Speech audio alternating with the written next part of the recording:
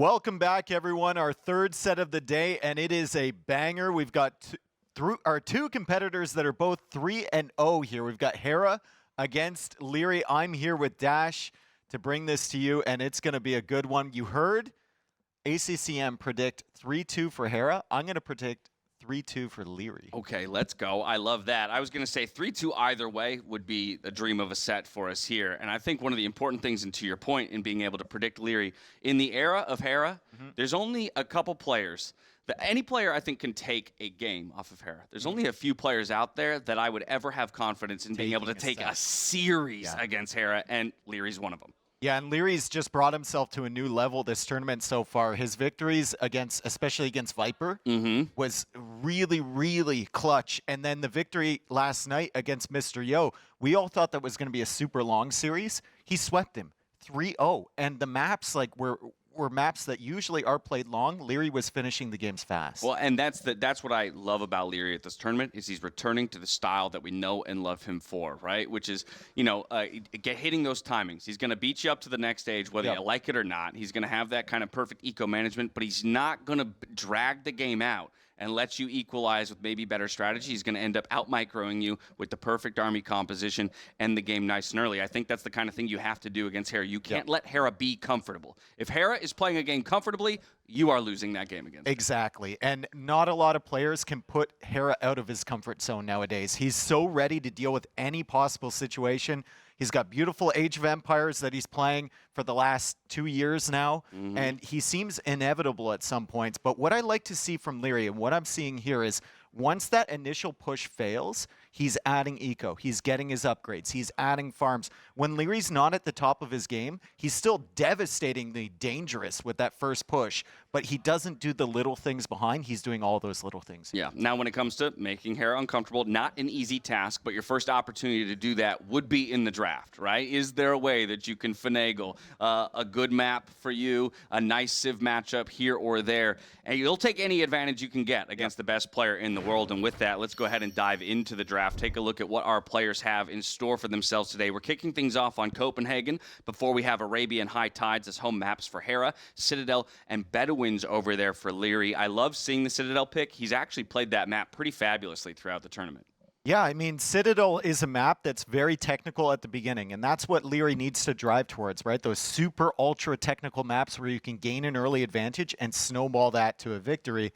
We saw it last night against Mr. Yo. Really, really solid play from Lierrey on Citadel thus far, and it seems like something that's going to be a home map for him going forward. Now, look at Hera's Civ draft. I've noticed here, he's got a lot of jack-of-all-trades style civilizations. It's not really specialists, and you'll notice that in a lot of his drafts. He's just so good, he can generally make an okay Civ seem overpowered. Exactly. We were having that discussion off camera as we got our first look at the draft, and it really does create a complicated problem to solve when you're up against a player like Hera because, a much more traditional-looking draft over on the side of Lierrey. I could see these 6 Civs essentially being picked by any of the 10 players here, and they'd probably come away with it going I got some solid Civ options across all the maps. But it's maybe a little bit known what their strengths and weaknesses are and which maps those Civs will be played on.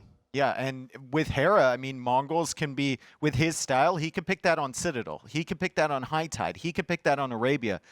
Same thing could go for something like Italians, could be a Copenhagen pick, right? Tatars, where are they going to slot in? Malians, you could pick them on 3 of these maps, and they would still be viable. And with Hera's skill set, he's going to make every single one of these Civs work. Lierrey's Civ draft, a little bit easier to read. If you're Lierrey trying to read Hera's Civ draft, there's still some question marks. Yeah, exactly. Perhaps the pick I'm the most confident in Hera picking would be Italians for Copenhagen, largely because we've seen him play it before to great success against Tato. But like you said, maybe that's his opportunity to switch it up, and he's always so comfortable doing that. I showed you evidence of me being able to play it on this map, so that's your expectation going into the next set. Cool, I'll just move it over to Citadel and do the same thing over there. I mean, if you pick Italians there, then the question mark is, where are you picking Armenians? Are you picking them at all? Right? So there's still questions here, even though he's played them really, really well on Copenhagen before. We saw Doubt pick Armenians twice. It worked once for him, and it looked like if you can get the start rolling, it's going to be a really, really good build from that point forward. And then you're into the stronger composition at the late game with the infantry having 100 HP champions. Still, Italians should be slightly favored. Lierrey is going to have to wonder what matches up well against that. Is it the Koreans? Is it the Bengalis? Am I, going way out of line and picking something unexpected, like maybe the Byzantines on Copenhagen with Citadel here? Right. We'll know in 10 seconds. Exactly. The game's about to start. It's going to be Copenhagen game number 1 here between Lierrey and Hera. And it's bound to be a beautiful set between these two former teammates and competitors, to say the least. Lierrey looking in top form at this tournament, but Hera, again, just an absolute monolith at this point within the Age of Empires scene. Away we go on to Copenhagen. Hera in the red, Lierrey in the blue, and taking stock. We do have that Koreans pick up against the Italians. And look at this. Hera is sending a villager already. So Hera is going for a dock in the north. He already has it down. And a dock in the south. And he's using his king to bait the attacks from Lierrey. He's got a villager coming out. Now he's trying to block the scout with his king. Hera does not care for that king's HP. And Lierrey might actually try and block that king and attack it with his own scout here and wait till feudal age when his scout is powerful enough to actually snipe it. Now, I think he's decided that's not going to work. He doesn't have enough time, and both players are now heading back. So this is a really interesting adjustment from really any Copenhagen game that we've seen so far in the group stage. And no player's gone out to this smaller pond here on the southern side of the map this early on. Talk to me about how that's going to warp the approach. I mean, obviously, already I'm looking at a much slower feudal age timing here for Hera, but is that not, in essence, sacrificing the entire top side? Yeah, I mean, if you only go for one dock up there, you can't contest the 2-dock play from Lierrey, the 2-dock galley play. So if you can't contest that, why even bother going up to feudal age fast? Just send the villager south, get the fishing ships up, and then make a nice fast castle build for yourself, as Hera is actually housed. That's not something we typically see from him, but it doesn't last too long. And Lierrey has already read this. So Lierrey saw the villager going to the pond in the south. He's going to go for another dock there because he reads the fact that Hera is going fast castle. And what is he going to do? No ships right away. He's just going to go for more fish. All right, and even already early walling up here on the right-hand side of the map, making sure that, the boom can be executed in good order, if you will. Feudal Age on the way now. It's a 27 pop click. Of course, that's including a scout and a king. On top of all of that, Galley's now in the queue here for our Koreans player. Housed as well, though. Yeah, Lierrey running into some problems. It's not that bad. I think he's housed on a galley, so it's not the worst thing in the world. The villagers still keep coming out. I think it should be for Lierrey 2 galleys to snipe the fish and then 1 fire galley to take out the dock quite quickly from Hera. Because if Hera stays on that north side and you're just fish booming there, you don't want that dock around. You want to be controlling that whole shoreline. And either of these players are the kinds of players who are capable of, 2 galleys is all I need to ruin your entire fishing economy, right? So yeah, protect against that in the long run. Hera, of course, up Look to at that 6 scout fishing trying to ships. get in the castle. If the castle's right next to the wall, you can garrison, but that scout is extremely confused. Brother, there's a gate over there. Lierrey's just trying to heal him up. Look, that's not a show horse, my friend, okay? That one don't have hops. I mean, Lierrey's never gonna see that because this is the repeat of the deer incident. Exactly. It's just another version of the deer incident for Lierrey. And he's gonna notice it too late when he thinks his scout is full HP to go out to contest. But here come the galleys, sniping the fish. Hera's just trying to get as much value as possible. You can see he looped that fishing ship all the way around just to drop off his food.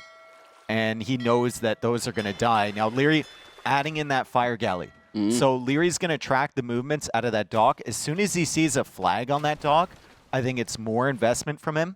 You can actually play mind games if you're Hera and just add a fishing ship in there, and you force Lierrey to add probably 2 more fires than he otherwise would. That would be a stellar play. At the moment, he's not producing anything in that dock, continuing to produce fishing ships down on the southern pond and get that eco rolling. But Lierrey feels like he's got enough control in the north that he's going to go ahead and go up to 7 fishing ships. He is producing, like you said, that 1 fire galley. It'll come forward and start to work away on the Italians' dock. But from here, we kind of go into a steady state of a middle game. Of course, Castle Age coming in faster for Hera, cheaper age up as the Italians, but also having gone for that slower initial build, which gives him more resources here in the long run. Yeah, I mean, Lierrey's eco is ahead right now. Lierey's eco is ahead because he had the more fishing ships, right? And his were working longer than Hera's. But in terms of resources collected, it's actually Hera that is slightly ahead. Now Lierrey jumps in front, so very, very close. And Hera, like you said, is going to be faster to adding those extra town centers. Lierrey will be able to click up before Hera reaches Castle Age, though. And I wonder, does Hera go back on water at the top with some maybe sneaky docks in the middle? Or is he just looking to grab those relics? I was about to say, I think it's just relic control. I mean, by having this early dock, he's essentially guaranteed that he has full control of the southern pond, which means those 3 relics are his whenever he wants them. So perhaps an early monastery, you get out, grab the 2 relics in the center of the map with your better Castle Age timing. Then you can kind of delay picking up those 3 relics while you drop your 2nd and 3rd TC, catch up in the eco. But ultimately, you know, you're going to have 5 relics, I see, in your future. Dude, it would have been so funny if Hera had made a fishing ship in that dock. It's cheaper with Italians too, so I think it'd be like a 62 or 64 wood investment for Lierrey to add in like 2 more fires to just be paranoid that this fast castle was for some water play, right? But Hera doesn't go for that. He's looking for that wood to drop the extra town centers. Now you start with 150 stone on the regicide start. You don't start with 200, so if he wants the extra one, he's going to have to buy the stone or he's going to have to mine it. That usually pushes people towards that monastery first, and that's exactly what Hera is doing. He's got the scout patrolling there too. He's waiting for his Genoese Expo to show up to kill the villager, and now Lierrey is sending his fully healed scout over. And I don't believe that Lierrey has loom. He does not. Yeah, it's such a heads-up play. It's such a minor advantage, but this is the kind of thing that I can respect so much out of a player like Hera, right? Is the awareness that small advantage, a singular Vil kill, right? And to take that small advantage by bringing the Genoese forward. Now, through all of this, he hasn't produced a galley on the southern dock to prevent an opponent's dock from coming up. And his army was up there. His army was up there, so he didn't notice the villagers coming forward, but Hera does spread out his fishing ships. He's looking for the docks, and he sees it now. Just a little bit too late to deny it. He does, however, go for that second dock. So Lierrey's trying to shut down the fish in the south, and it's a turtle ship from him in the south to shut down the fish. So Hera will need the 2-dock production, and he'll probably need War Galley as well to fight up against turtles. Yeah, absolutely. I think we saw it yesterday, right? A normal fire galley dies in 2 hits. If you have a fire ship, it's 3 hits from a turtle ship. But either way, there's so much strength packed into a single unit there. So this is going to make protecting his fishing eco difficult here on the bottom side of the map. But we already have 1 relic on the way home. Soon to be many more, I'm certain of it. We have 2 TCs for Hera already working away. The second one coming up for Lierrey as we speak. Turtle ship, though, I almost called it a turtle fish, out onto the southern pond, and 1 fishing ship kill. Lierrey, why are you attack grounding? That was an attack ground into the middle of the pond. Let him know. You can do that now with turtle ships. That's a relatively new thing. But Lierrey getting those fish, and I actually think it's a 3-shot for both the fire galleys and the fire ships. So I don't know if you're just going for that upgrade due to extra damage, or if Hera is fully familiar with how many shots Or Vil snipes, though, with just 2 Genoese crossbow.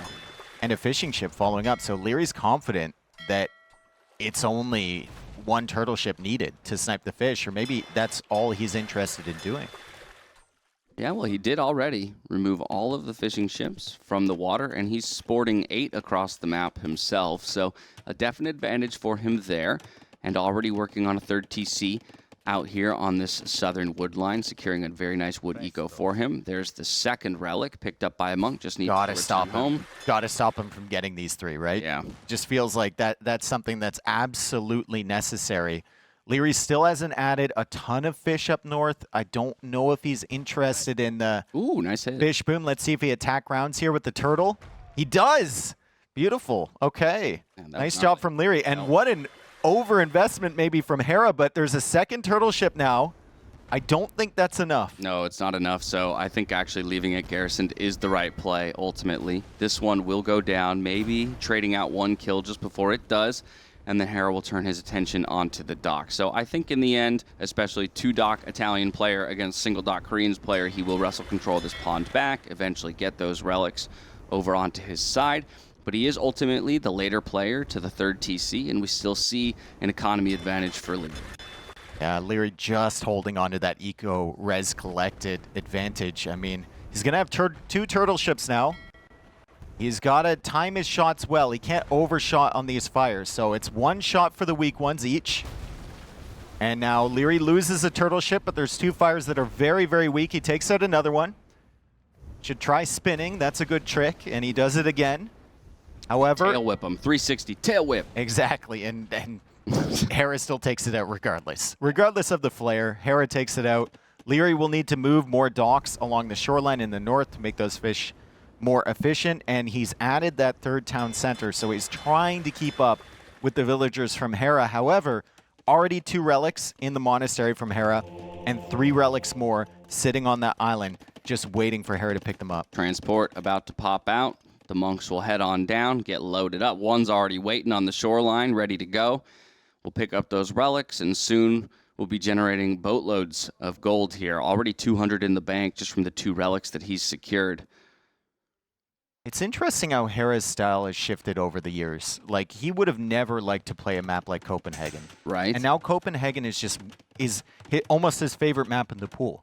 He loves the slow build-up, comparing the tech trees, getting his eco a little bit ahead of his opponent, and then having the uptimes that are superior as well, which you're always going to have with the Italians. Now, if you look at these 2 civs in a vacuum, right, and you compare their late games, I like the Korean late game a lot more in this Civ matchup than the Italians, but if the Koreans aren't an imp first and the Italians are knocking at the door, the Korean late game is extremely expensive. Right. No, obviously, a lot of powerful units, unique unit there.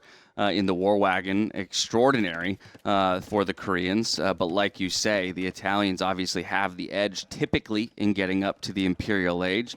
And so, while yes, there's a small advantage in the villager count and the extra fishing ships working for Lierrey, he did go for a 4th TC, which is ultimately going to delay his timings if he chooses to continue production out of all 4 of them. Really, really good eco upgrades for both, too. Hera only has horse collar. Lierrey's got heavy plow, so 1 ahead there, but handcart critically in for Hera, and with the amount of farms that he's dropping, not relying on the fish, handcart is going to be absolutely massive here for Hera versus Lierrey with only wheelbarrow. Now, Lierrey is adding in more monks.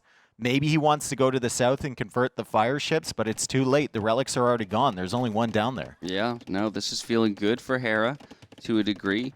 I think these might be 2 of the best players at managing wood into farms. I mean, look at that 45 on food for Lierrey. And again, I know that some of those are fishing ships, but both of them, very rarely do we find a situation where they're floating egregious amounts of wood and maximizing, the net food that they're bringing in over time. I think if you look at Age of Empires 2 on a pro level, and you just want to look at something really granular, like it's all about farms. Yeah. It's all about farms. Like, if you can't invest your wood properly into farms at the right moments, your eco is not going to be there to get your upgrades, regardless of whether you're going into a wood gold comp or a food comp. You're not going to be able to get the techs. You're not going to be able to go up. You're not going to be able to hit your timings. It's all about farms. And like you said, these are the two of the best players at doing it. And Lierrey's super impressive with 50 on food. Only 7 of that is fishing ships. The farms are looking beautiful here. And Lierrey is actually up at a rather competitive time to the Italians, just a little bit more than a minute behind Hera. And so while we were talking about, sure, your preference would be still as the Koreans player to ultimately beat the Italians to the Imperial Age, I'd say that being a minute behind and having a 20 vil advantage also isn't an unfavorable position. Not really unfavorable at all. I mean, especially when you can, drop towers and just delay. And you get the armor upgrades for free is so massive. The transition is so easy into skirms. It's so easy, and the skirms buy you time if your opponent's going for something like Genbos. Now, we're still not sure exactly what Hera's interested in. He has 3 Genoese Expo. He's going to get to Imperial Age, maybe go for... Okay, there we go. Now we're sure what he's interested in. It's either Arbalist or Skirmisher of his own. Yeah, I'm willing to bet it's going to be a skirmisher start just because it's relevant against the skirmishers of your opponents, or even, to a degree, the war wagons in smaller numbers, of course. And then from there, I think he can adjust. It might be just like Bombard Cannon Arb, potentially? Possibly. Actually, it's Lierrey who's going crossbow. Yeah, exactly. Well, I mean, that's classic Lierrey, right? That's so Lierrey, but not what I would have expected in this position as Koreans, right? As you got towers going up in the middle for some control. He did go for a very defensive second castle. I was thinking maybe that castle would come forward in between the golds, but he's going to opt for the towers and the keeps upon reaching the Imperial Age to secure some of those crucial gold positions. So it'll be Arbalest for Lierrey. Two-man saw and crop rotation already coming in from Hera, so he's ready for the late game. Hera is going crossbow now into Arbalest of his own, and I mean, this is going to be a classic matchup between these two. We're going to see a lot of micro here. The towers are going to help Lierrey a lot, but Hera has kind of flipped the script on this Civ matchup in that he has those 5 relics. So he's sitting back and he's thinking, I can go late, you can't. Lierrey, now the onus is on him to kind of pressure and take advantage of those golds in the center of the map. Yeah, Arb v. Arb. Now again, this is, I think, the benefit, or actually no, do we cancel Arb on this side and we're now teching into Elite Skirmisher? But this is the benefit of the Koreans, right? You're playing against a crossbow Arbalest player right now, and you already have all 3 armor upgrades. Yes, we still need to get Bracer, and we are getting chemistry right now, but Hera isn't going to be able to afford to keep playing Arbalest long-term into towers and skirmishers. Trebuchets, though, going to make quick work of those forward tower positions, and eventually Lierrey's going to have to get some bombard cannons out onto the field in order to challenge the threat that those trebuchets provide. There's the 5th relic from Hera, so he's going to grab that one. He only had 2 monks earlier. He brought the 2 relics back. Hera going for a castle in a very similar position to Lierrey's castle, which is down there in the south, protecting the golds. And they're both building up for the late game. Lierrey has faith in his civilization tech tree. Hera has faith in his economy and the 5 relics that he will have collected. And here we go. Yeah, here we go. I now mean, it crop just comes rotation down to is the in. play, man. And this is what I love about it and the level of these two players, right? Is neither one of them is going to win this game in a gimmicky way, right? It just comes down to, okay, we both have the tools available to us in our civs. It's about how we employ those tools. It's about our micro in each of the fights and how we approach the game strategically at that. You can see Hera's reluctance to push here. He's just going to get all of his techs, and he's going to wait until he has a really, really good comp. But at the same time, you can see Lierrey's like prioritization of that gold. He realizes to counterbalance the relics, he's going to need to take all of that gold there, and then later on shift up to the one in the north that neither one is interested in currently. The skirmishers are there to buy himself time to build the towers, and then he can add the Arbalest in behind those skirmishers. Hera, teching into Lightcap. He's getting the armor upgrades. He's getting the blacksmith upgrades for his cavalry so that he has a counter to the skirmishers. Lierrey knows that's coming, therefore the Arbalest, therefore the towers. Arrow Hera, slits. well, he'll probably make a few more trebs, right? Yeah. And then he'll play really, really patient. This is just oh so typical of both of them, and I love it.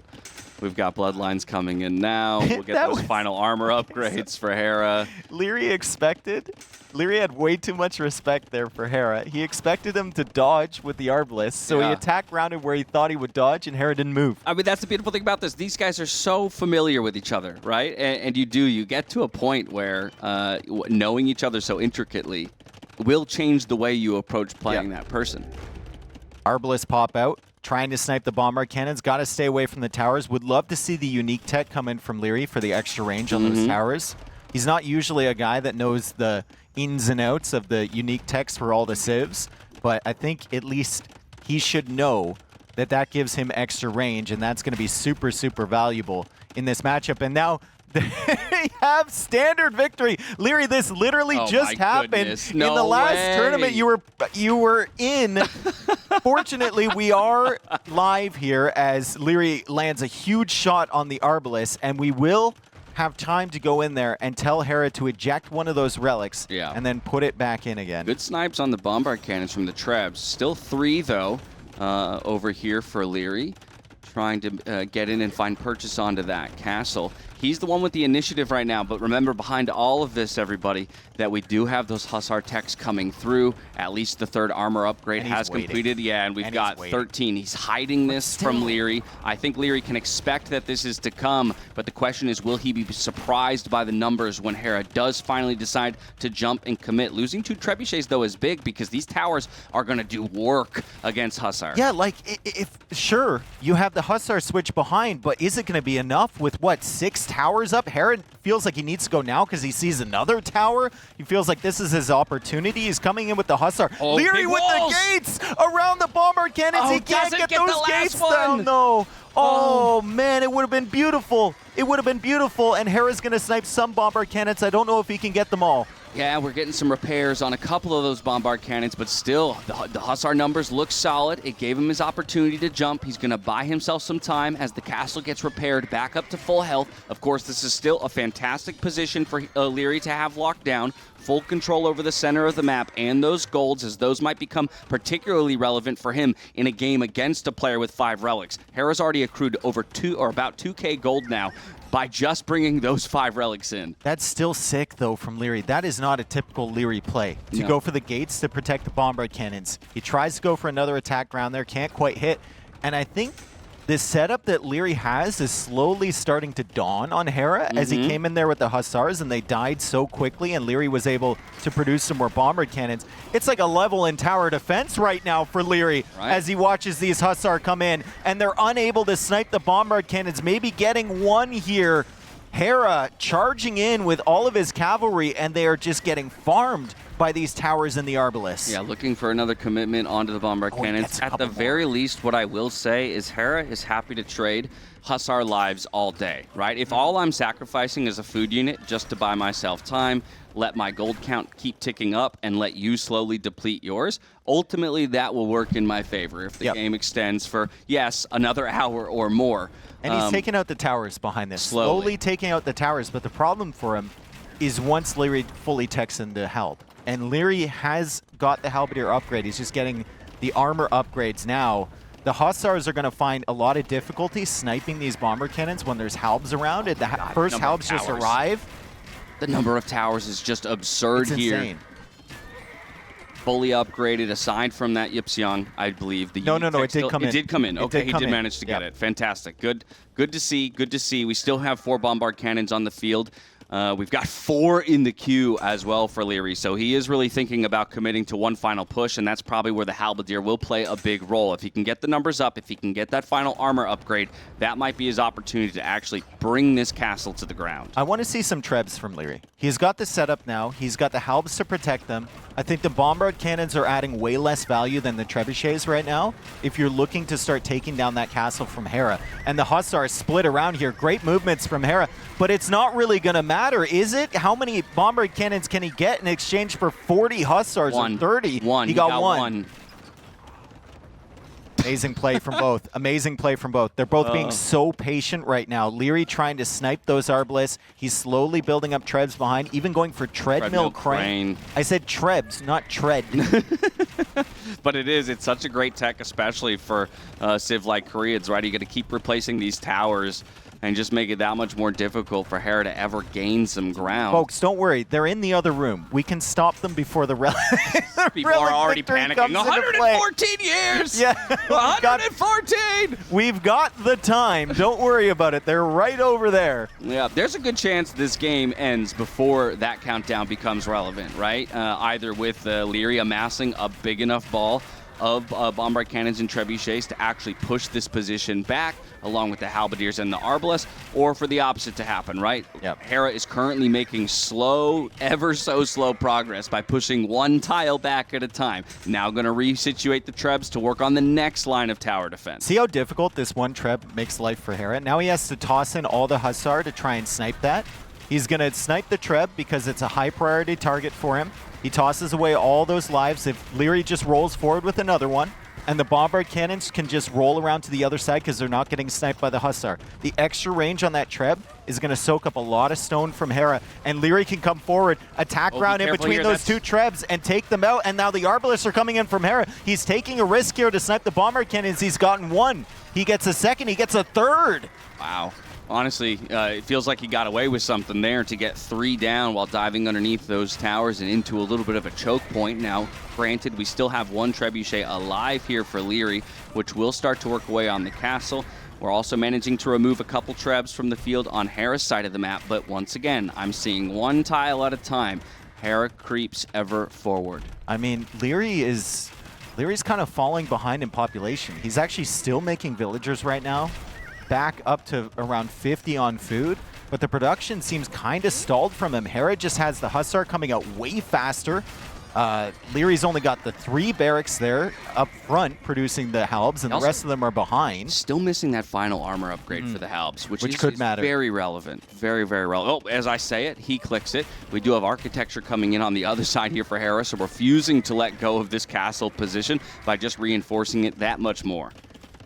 Hussars still doing work for Hera. He snuck in hoardings, he snuck in architecture as well, so the castle has a lot of HP. Lierrey's not repairing the bomber cannons, which means they're super weak, but great positioning on the halbs to stop the Hussar, but Hera has another wave coming forward, and he's going to continue to snipe these bombard cannons from Lierrey. Lierrey has almost mined through that gold in the center. There is another gold there that he's just long distance mining. Just now come out to, unintentionally perhaps, and well, long term he's going to run out. Long term for Hera, it's still looking good with the 5 relics. Clock is ticking here for Lierrey, and we're moving in the wrong direction, right? And the reality is that Hera has made one of the most simple units in the game look like the best unit in the game over the last couple years of his career. The Hussar and his utilization of that unit, you know, it has just been spectacular, and I think it's completely changed a lot of people's perspective, you know, on how to approach late game situations. Exactly. Sure.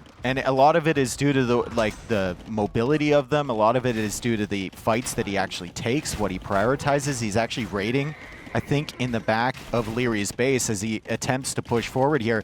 Those trebs have just been a slow crawl forward. Every time Lierrey snipes one, he sacrifices some bomber cannons. That was a great attack round on the bomber cannon from Hera, and he still goes after the Arbalest now as the Hussar once again managed to get through, but I don't think they're going to be able to snipe the bomber cannons. Potential moment here for Lierrey as he pushes the Arbalest and the Trebs back from Hera. Yeah, he's got to get forward and take those trebuchets out, because on the other side, there's 1 trebuchet that has actually taken down 1 barracks. He's going to take all these on the Trebs. Next one.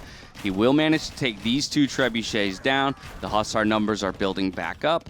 He's got 40 in the queue, by the way, with 20 on the field. I mean, it's just going to be an endless stream of Hussar playing the front line and the meat shield to the Arbalest, but even still, he's got a lot of ground to cover if he ultimately wants to take down each of these towers. There you go, chat. The relic has been ejected and has been re-picked up. Dash! Back to he lost control of the relics! This is Lierrey's chance! Arbalest pushing forward.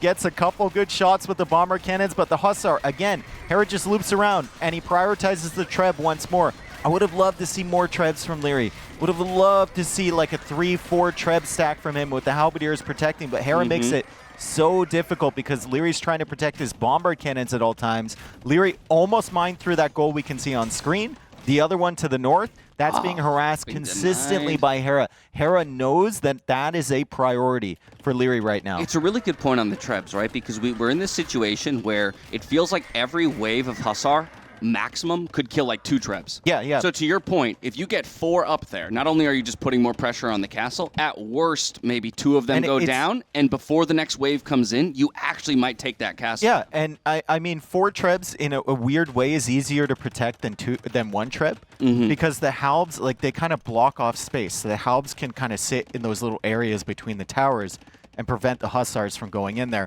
But I mean, it's easier said than done, right? Architecture now coming in for Lierrey probably would have been useful before for the HP on the towers, but now he's forced to shift Halbs to the north side because Hera is there with 2 Trebuchet, with the Hussars, using the mobility. Lierrey is trying to limit his mobility as much as possible. Every time, though, Hera seems to be pulling him out of position. Hera is doing a phenomenal job. Yeah, once again, maneuvering those Hussar into the backline, ends up sniping a couple more bombard cannons. These are incredibly costly units for Lierrey to replace, and I think you can see a little bit of the frustration on Lierrey's face there just a moment ago, realizing that in so many ways, Hera feels inevitable. Yes. And it's like, okay, I have this setup that would work against literally anyone else. And for some reason, I can't break this guy who's just making a Hussar. He's got a couple Trebs, and then he's got some Arbalists behind it. Like, I should be able to break this. I've got a bazillion towers, bombard cannons, halb, Arbalists of my own, some skirms. Like, it should be enough, and it's just not. There's an absolute frustration factor in playing against a player of this caliber, right? There goes another Treb. Yep, there it is. Left to its own devices, it will go down. Once again, that's 200 wood, that's 200 gold, down the drain. More bombard cannons coming forward, but those aren't long for this world with the number of Hussar out on the map. Again, 31 out on the field with 43 in the queue. It is never ending. I don't know if there's anything else Lierrey really could have done, aside from maybe like trying to get a big ball of Trebs to attack Hera. I mean, in terms of composition, I think Hera clears anything else that the Koreans make here. I think war wagons are too clunky and slow. And attempted some raids there with the halberdier, but talking about ways in which Hera has pioneered the game, look at the food number, right? Not just what's in the bank. At one point, he was up over 100 villagers on farm. Yep. Or 100 food. It's insane. That's wild. And that means that he can literally take these trades, right? 40 Hussars for one bomber cannon. He can take that all day. And he's just working away slowly with those trebuchet from behind. They've just been chugging away, killing those towers. I think Lierrey, from what I've seen in the last few minutes, I think he's kind of angling his victory condition away from pushing Hera. And now he's kind of thinking, what if I made this a wood game? Yeah. And what if I just hold on to this position and I can tower that middle wood line and he's going to run out of resources soon? I mean, well, soon, I say, in an hour. Hey, you play for any percentage chance to win, right? But the reality is that Hera is basically sustaining 14 stable Hussar production. Yes. Yeah. So they die and they're replaced immediately. Exactly. It doesn't feel great if you're Lierrey to just be taking trades. Your opponent's taking trades against Houts. Yeah, and now you're getting overwhelmed. The numbers are dropping. Tossing units in, and your tower stack that was saving you before, well, the towers are almost all gone. Remember where this battle started. It started near Hera's base. We're getting to the midpoint of the map, and Lierrey is pushing everything back. He still has tons of units in the queue. He's going for some more bombard cannons, but the towers are no longer there. So Lierrey is now engaged in a trash war. Hera has the gold available with almost 5,000 gold generated from those relics. Yeah, you see the desperation in Lierrey's market usage, right, for gold. He still does have that one gold position. I mean, he's collecting more than Hera right now. True. Hera's got 0 on gold, but it's trickling up, and the Hussar are just buying him so much time. Yeah, he's happy to do this, and the prices are getting worse and worse for Lierrey over here on the left-hand side of your screen. Still able to sell stone for a decent amount, but now has brought his stone count down to 0. Oh my goodness. 106 on food? And 63 in the queue. Oh my god. Producing out of 16 stables. 16 stables you can see there with each of those little circles underneath the Hussar icon. 108. I think that's the most I've seen, even in a Hera game. Every gold villager has become a farmer at this point. That is absolutely insane. Hera's getting arson now. Is he considering an infantry switch? I mean, at this point, you can just keep doing the same thing you've been doing. Yeah. It worked against 15 towers. It's probably going to work against 3. Yeah, if you want to end it in style, though, now you index into the man-at-arms line, right? Because you know that you've now forced your opponent essentially onto full trash. And what's good against trash? Nothing better than champions. And this is just absolutely insane from Hera. Lierrey's still trying to hold on. Lierrey's still at max pop. Like, don't get us wrong. He's got a great army. He still has a pretty good setup. But you can see Hera's always trying to take a different angle with the Hussar, and he comes in once again. He's going to be able to snipe another bombard cannon, maybe 2. Lierrey does manage to save 2 of those, but he's being overwhelmed by the sheer production from Hera right now. It is absolutely insane. 106 on food currently for Hera. Yeah, running out of ways to reason a victory out of this game here for Lierrey as he continues to lose ground slowly. Like you say, the population looks good. It is something that could convince a player to stick in it.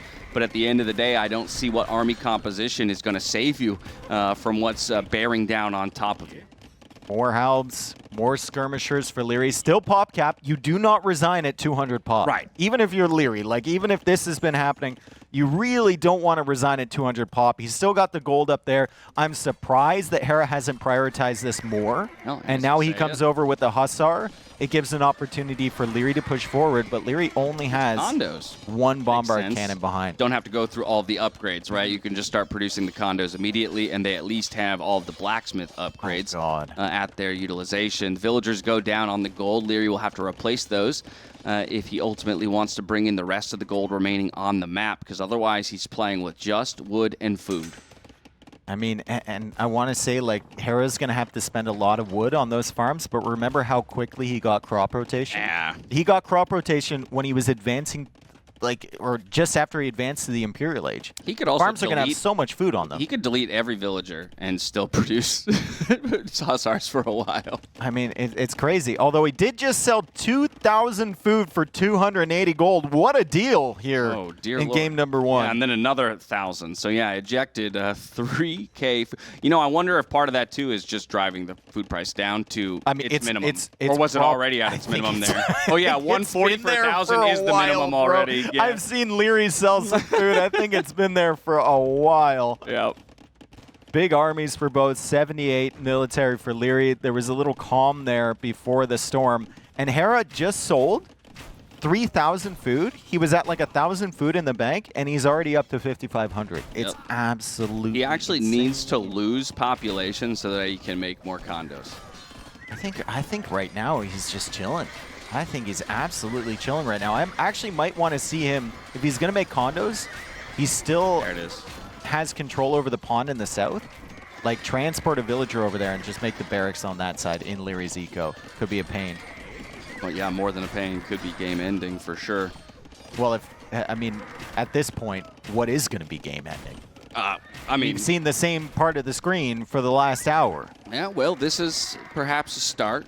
Of course, both players have decent resources in the bank, so by no means is a single raid going to end it.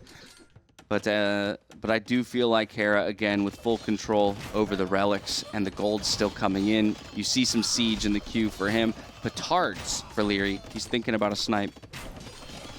Is he, though, or is he thinking about petarding the wall to the south? I think he just did it. I think he just walled or petarded the wall to the south. He's coming in with some helms, and he runs directly into a castle. So not the most impressive counter raid. I think he wanted to stop that Treb from taking out his tower that was trying to deny the wood line. As Hera continues to push forward, we look at the KD. It's somehow even. We've just been watching Hera feed Hussars in there, and somehow the KD is looking really, really solid. Those Arbalists have a ton of kills on them from Hera. Yeah, 36 kills from like 8 units is pretty solid. The condos have made it forward. They're going to feel pretty good into just Halberdier and Skirmishers. Of course, we still have plenty of Hussars streaming in as well. Just a small ball of Arbalists to provide some cover for those melee units. And of course, all of this is just buying space for the trebuchets. The trebuchets have to one by one work through each of these keeps. It's not an easy task. It's a slow task. But it is one that is necessary if Hera ultimately wants to take it. And he can't disrespect the position, right? He can't disrespect the fortified position that Lierrey has. If at any moment you have a lapse of judgment, you throw too much of your army away, and you don't have the proper stuff queued behind it, then maybe Lierrey finds an opening. But at this point, it's looking tough. Like, Hera's going to always have the proper stuff queued behind it. Look at this. He's got 40 in the queue. He's just brute forcing his way directly through this. Lierrey is now falling in population. He's been max pop forever, and now he's down to 155. Lierrey is going to lose this game 1, I'm pretty sure of. I can't see a way back for him. If he couldn't hold forward with all those towers, he's not going to hold now. And I think even with some villagers on that gold in the north, it's not going to be enough to pull him back. Yep. We see a pop-capped Hera still making progress. Lierrey, like you said, down to 150, losing any opportunity to bring more gold in. You saw a quick reach for hand cannons, but not really the ideal unit into an Italian's player who's producing Condottiero. And so again, I struggle for options here for Lierrey. Still making use of the market is Hera because his resources are absolutely absurd, chucking away 500, 1,000 at a time for just small amounts of gold, but he can do it. He has deleted a few villagers, I think, or maybe pulled them onto wood because he's down to 91 on food now. I think he probably pulled them onto wood because he sensed where this game might be going into a wood battle as soon as he saw the towers from Lierrey on that middle wood line. Unfortunately for Lierrey, Hera still has plenty of wood on his side of the map that's not part of that central chunk. As Lierrey actually pushes this back, and he's going to kill that trebuchet. You know how much effort he has had to put into to try and kill that trebuchet? That thing has killed probably 10 towers, something like that. Yep. Hera has saved that for a very, very long time as Lierrey now goes for another counter raid into the woodline in the south, and it's Hera's turn to try and come out and take that gold in the north. Knights now, interestingly enough. They were chatting something? Gotta be. And now Hera's saying something? I know earlier They're when 100% typing, dude. we did ask Dogao in the earlier set because they said something between him and Hart in that first game. And Dogao actually said, draw? And Hart responded with an 11. Right, so we heard the 11, didn't see what had prompted it. We're lucky enough to have access to the players after the series to be able to ask them. Once again, relics ejected will be dumped right back into the monastery to keep the gold trickling in up to 6.750 in the gold count collected by relics. I mean, at this point, like you say, Lierrey's playing for one thing and one thing only, which is a wood game, and even then, I'm not sure if that would go in his favor. I'm just wondering, like, Hera seems perfectly content with this setup. There are other things he could do. He could try and, like, kill the wall. He could try and raid into Lierrey's base or something like that, but he's just constantly trying to pull Lierrey into fights that benefit him back on his side, right? He's pulled the entire army over towards his base. He can collapse on that at any point. We got 53,000 wood now remaining as Hera dives around the halberdiers to find the skirmishers. And now he's just going to go back to Lierrey's base because guess what? There's 60 population forward, and it can't be brought back in time. And Lierrey now realizes he's going to go for some quick walls. The Hussar can't get in, so that's great job from Lierrey. Still, there's nothing to support the skirms and halbs. Lierrey can't push the buildings without siege. Yeah, and you just freely take a Hussar into halberdier fight, because why not? You've got 6K food behind it. You're just going to reproduce all of those Hussar like it was nothing. 7,000 gold collected from relics. For anyone who's asking or anyone who's been curious, this victory is not supposed to be set to standard. It's supposed to be set on conquest, which cannot be won by a wonder or relics. So players are responsible for the settings in the lobby, and they just missed it. They missed it when they set it up. They happened to Lierrey against Stout in a tournament about a couple weeks ago. And, well, it's happened to him again. So I'm assuming that it was Lierrey who was the host of this game. That's a good question, because I wonder, Hera is technically the higher seed. And I wonder, is the higher seed the host every time? I don't know. Yeah, I don't know. That's it might something be, we can actually, check in it's on. probably the lower seed because you make the lower seed do the work? The Is that the argument you're making there, Dave? This doesn't make sense. Either way you cut it, it doesn't make sense because they should be playing with conquest settings in all their practice games and everything, so it should save. So something clearly happened there as Lierrey's trying to snipe the Arbalest, and the halberdiers once again feasting on the Hussar. Hera doesn't seem to mind with 6,000 food in the bank, and it's just the same old, same old. We haven't seen anything different for a very long time. Yep. We have to start looking at wood now. If Lierrey is going to continue to hold, Hera has a refusal to push for whatever reason. I mean, it's going to become about wood. Yep. Two things. First of all, got confirmation. Hera was the host. Okay. So this is on Hera. Secondly, Hera, I think, realizing again the state of the game and where it's heading, decides to go for just about the only tech he hadn't secured just yet a moment ago, which was Elite Skirmisher, and now an Elite Cannon Galleon, because why not? Is Hera, can we go back to that treb on the middle wood line? Is Hera trebbing the... He's trebbing the lumber camps from Lierrey. Just going to make your so lumber. if Lierrey wants to take all of that wood, it's going to become very difficult for him. With Hera sniping that from behind, it also prevents any towers coming up if Hera wants to go to the wood line. Just really, really tough situation here for Lierrey. Even sneaking in town patrol, which at this stage of the game, a tech that costs gold, I'm not certain what that's giving you. Maybe some more insight onto whether Hera's on the other side of that wood line. Yeah, that's a really good point, though, right? That amount of gold. Maybe you just have nothing else to get. I guess, but like if you ever are going to win this game as Lierrey, you're still going to have siege at some point. They're bored now.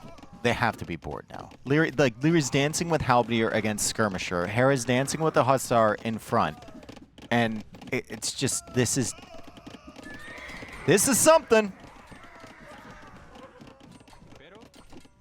I've run out of words. We both have. We both have. And I think the players have run out of strategic options, right? They're both playing what is essentially the best available composition for them in the game state. Look at the score. It's dead even. Back and forth, back and forth, back and forth. Lierrey's on top. Now Hera's on top. Now Lierrey's back on top again as Hera produces more Hussar. He's going to take the score lead again. Hera with 90 on food. Lierrey with 77 on food now. Lierrey's trying to snipe the skirmishers because those are the bigger threat than the Hussar, apparently. Just watch the KD climb. They're 100 apart, and it is literally like kill for kill, kill for kill, kill for kill, kill for kill. Dead even in the trades. And this is all trash units that are being traded overall. Cannon Galleons working on that castle from Lierrey.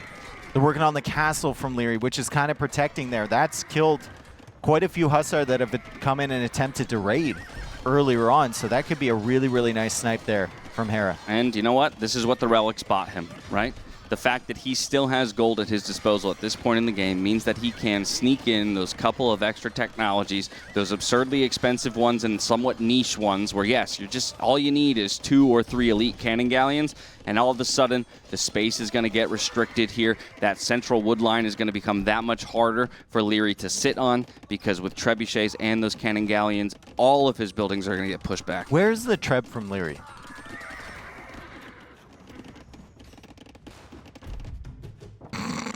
That's great, man. Saving it for a rainy day, bro. Because I've been saving it for a rainy day. I have been wondering that for like the last 30 minutes. That thing has been in there forever, and it's guaranteed that Lierrey has no idea. He has no clue that trebuchet is in that castle. Absolutely no clue. I was wondering, like, is it a play? Let me cook. Is it a play to sit on the other side of Hera's wood line in the middle and start sniping trees? Ooh. On his side, because you can't chop them. Yeah, one at a time. Yeah, and you don't want to put it within range of, like, I like it. You know, the trebuchet from Hera or the bomber cannons or whatever from Hera. You mentioned a moment ago, this is almost a game state where players of this caliber are going to start to feel bored, quote unquote, right? That's a good mini game.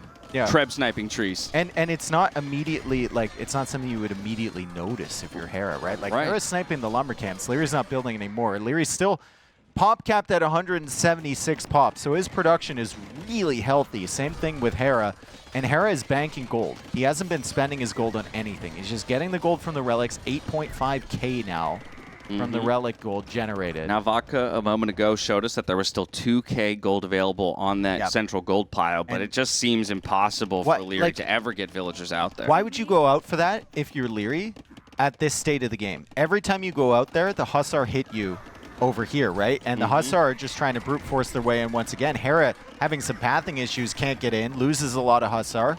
Still, he's going to run over to the other side where the castle used to be. Oh, he's buying stone. And that castle's still up.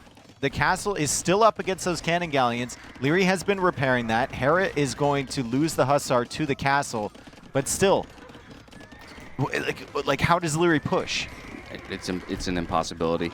A militia for posterity, obviously a misclick, but even that is going to eat into just that small amount of gold that he has. And when you've been using the market to sell hundreds of resources for 14 gold, a piece, that's definitely not even a misclick you want to make. 6K food in the bank, though, for Lierrey with 1,300 wood. The resources actually look better overall with what's in the bank, but of course the queues are mighty healthy for both players, and actually it will be Hera, the man who doesn't really need it, but gets out there for the gold. Yeah, and Hera's going for condos again, and it's really, really difficult to fight condos with trash units. The Halbs are going to tickle them. The Skirms are going to tickle them. The condos will die eventually, but that means the Hussar are free to come after those skirmishers and maybe come after the eco from Lierrey. I mean, this is just getting so difficult. Now Lierrey is forced to tech into Korean Hussar, which are not good at all. And Hussar doesn't tech even have all the upgrades. like for him. I think you can only get light cap. Like the Hussar tech just costs way too much gold. At 600? this state of the game. Yeah. It's just way too much. I mean, he might even just make scouts at this stage. Husbandry, he at least got enough gold here to either go for the next armor upgrade or for light cap. Well, I guess you could get both. You could get light cap plus one more armor upgrade. But even then, I don't think that's ideal. I also, like, I know this is Regicide, and in Lierrey's position, you should be thinking about a King Snipe potentially. I don't think there's any way you could ever get there. Well, then what the heck is the Treb for? No, I'm kidding. We both know that he's forgotten about it. Look at how exposed that is. Maybe, okay, no, wait a second. Hang on a second. There is a way you can get there. It's with the Korean Hussar. Okay. You send in like 50 and try and get that, but he's going to lose the front and he's losing the wood line, and now Hera's on his side of the map, and there's absolutely no wood. All right, so we need for Lierrey to take we there. need 60 Korean light cav because by the time they get there, there will only be about 15 remaining. And Hera will see this coming from a mile. So you also need to distract, which means you also need to eject your king. So Hera's chasing your king. that. Okay, Yeah, the wild problem goose is, chase. Yeah, exactly. The problem is that the skirmishers have ballistics. Yeah, okay. But okay. there is no, but if a there's way. one player that can out micro with the ballistics, it'll be Lierrey. It'll right? be Lierrey, yes. And, be the greatest dance of his life. Exactly. And you would also have to know where the king from Hera is. Okay. And so there are layers to this plan, but like an onion, layers. we can get to the middle of it eventually. Look at Vodka trying to get us back on track. It's like he's attacking the wall with the cannon galleon in the north so he can raid. Haha. I respect it, Vodka. Thank you very much for trying to keep us sane and on track, as I'm sure the players are also trying to hold on to their sanity. Let's not forget, folks, that this is game one of a potential 5-game series. Exhaustion can always be a factor. And a game like this is definitely going to wear on you over time, mentally and physically. It's bothering me that Hera is just comfortable taking out a keep with skirmishers. He does have one Treb attacking it as well. I assume it's 1 damage per skirm, and his keep has how much health? It had architecture, so it had close to 3,000. Okay, so he needs 2,723 javelins. To land. Here comes the raid. Remember, fortified wall tech for Lierrey, so the wall goes down, and Hussar, Korean Hussar, is coming in from him. I don't think you can hold this line with just Hussar, especially after Hera adapts. So maybe you're starting to think about that King Snipe. Maybe you're thinking about that potential. Who knows? Hera is just holding the wood line with the skirmishers. There's only 25k wood left on the map. There's only one Treb forward there from Hera. So Lierrey will attempt to push this back with Hussar that lack the final attack upgrade and also the final armor upgrade. And also, additionally, bloodlines. They're not good. No, not good at all. Not good at all. But his best option in terms of dealing with the skirmishers, it feels like. And at least he has managed to get to that tech. This up. So now at this point, yes, it's just a food investment. And honestly, also his best option against the Condottiero. But during all of this, he's losing a decent amount of his farming economy, down to 54 on food with very little food in the bank. He's going to have to transition some of his lumberjacks, back onto farms. Of course, for both of these players, we are going to keep track of the wood lines and what's the available, wood for them. What happened to Lierrey? He would have resigned this game. A year ago, he would have resigned this, like, minute 35 or 40. And he's gaming. And he's adding villagers. And he's adding Hussars. I love it. I thought he was going to resign the moment he got pushed off of the gold. Yeah, but look at where he is now. I know. He's pushing. He got pushed off the wood. Trebuchet! The Treb is over. He realized that there was a Treb garrison You know in what the castle. did it? The raid. The raid. Actually made He him looked in see his the castle. flag. He looked in his castle, and now he's trying to snipe the bomb or the cannon galleons, and he gets them with halberdier, and the castle has been saved. Okay. Yet again, as the Hussar from Hera coming in here, he's trying to go for a tower in the middle. He is getting guard tower as well. Gold still ticking up for him, close to 10k gold. That's ridiculous. From the relics. Just ridiculous. And what is Lierrey doing? He's making Korean Hussar. You ever seen a game where somebody gets more gold from relics than they do from mining it on the map? It might be the case now. Absolutely. It actually might be the case. We have to do the calcs. Did he have more than like 10 tile? No, like 12 tiles. No, you don't even have that much gold on this map. Right? I think he had more than that, though. It's going to get close, though. By the time this game is over, it's going to get close. I'm re-energized. As long as that Treb is on the field, it could happen in my world. What a game. Honestly. What a game. How on earth has Lierrey still held this long? The persistence from him has been insane. And obviously, the macro and the production from Hera has been world class, and I've never seen crop rotation give someone a bigger benefit because Hera hasn't had to come out to this wood line the entire time. There's definitely an element of just die already happening in Hera's head right now, right? Because he as well feels like this, I'm pretty certain, feels like this game should have been over, right? Or at least still feels like it is over. And yet, he's still having to click keys. Man, that tower is getting a lot of value. Ooh, that tower is getting 30 military. The Treb for Lierrey is trying to snipe it, but Keep is coming in now from Hera, and look at Lierrey's wood eco. Look at Lierrey's food eco. It's not healthy. It's not healthy at all. He's down to 140 population. Hera's still at 200. I think we're coming to the conclusion of this game. An hour and 30 minutes in, as Lierrey is now moving his king back to the castle. He's laughing, and GG called. Hera wins game number 1. Oh, my Lord. What have we here? It's Hera taking game number 1. But Lierrey pushing him well over an hour and a half into it. I was like playing for a wood game for like that was my win condition from the game, actually, from the start. Yeah, I had the relic win condition in my back pocket, to be honest, but I think I'm chilling because I have 3k banked and I still have the small ones. 10k relic gold. It was kind of close, though. I think your civ might have even been better if you had some relic. The question is how you get the relics, I'm not sure. I don't know. How about that? Even Hera doesn't know what Lierrey should have done there. Yeah.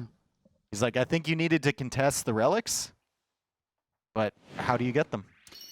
Yeah, I mean, especially when Hera makes that move towards the pond early, right? I can't imagine a world where Lierrey predicted that would happen. So then you're required to react. Yeah.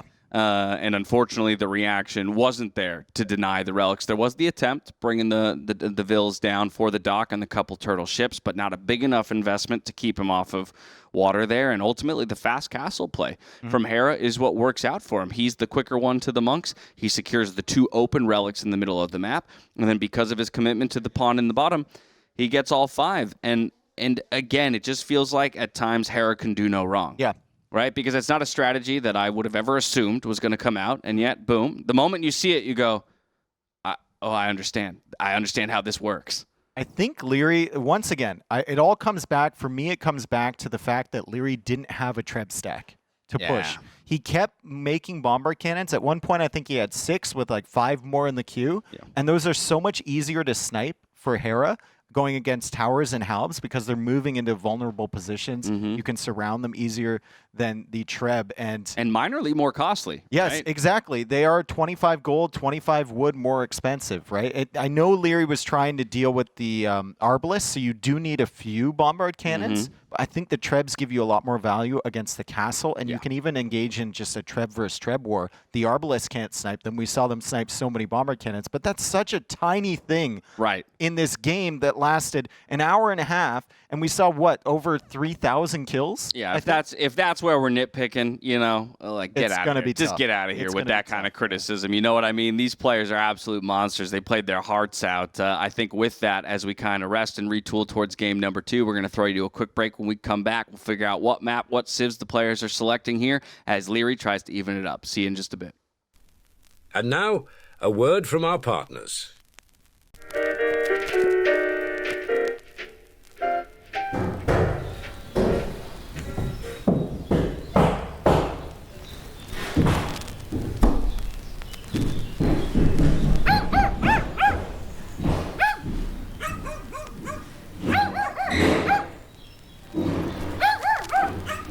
Tired of interruptions ruining your moment of peace? Discover true tranquility with the Hammer Bluetooth headphone Passion Voyage. With cutting-edge noise cancellation, immersive sound, and unmatched comfort in every note. Sounds like more Hummer.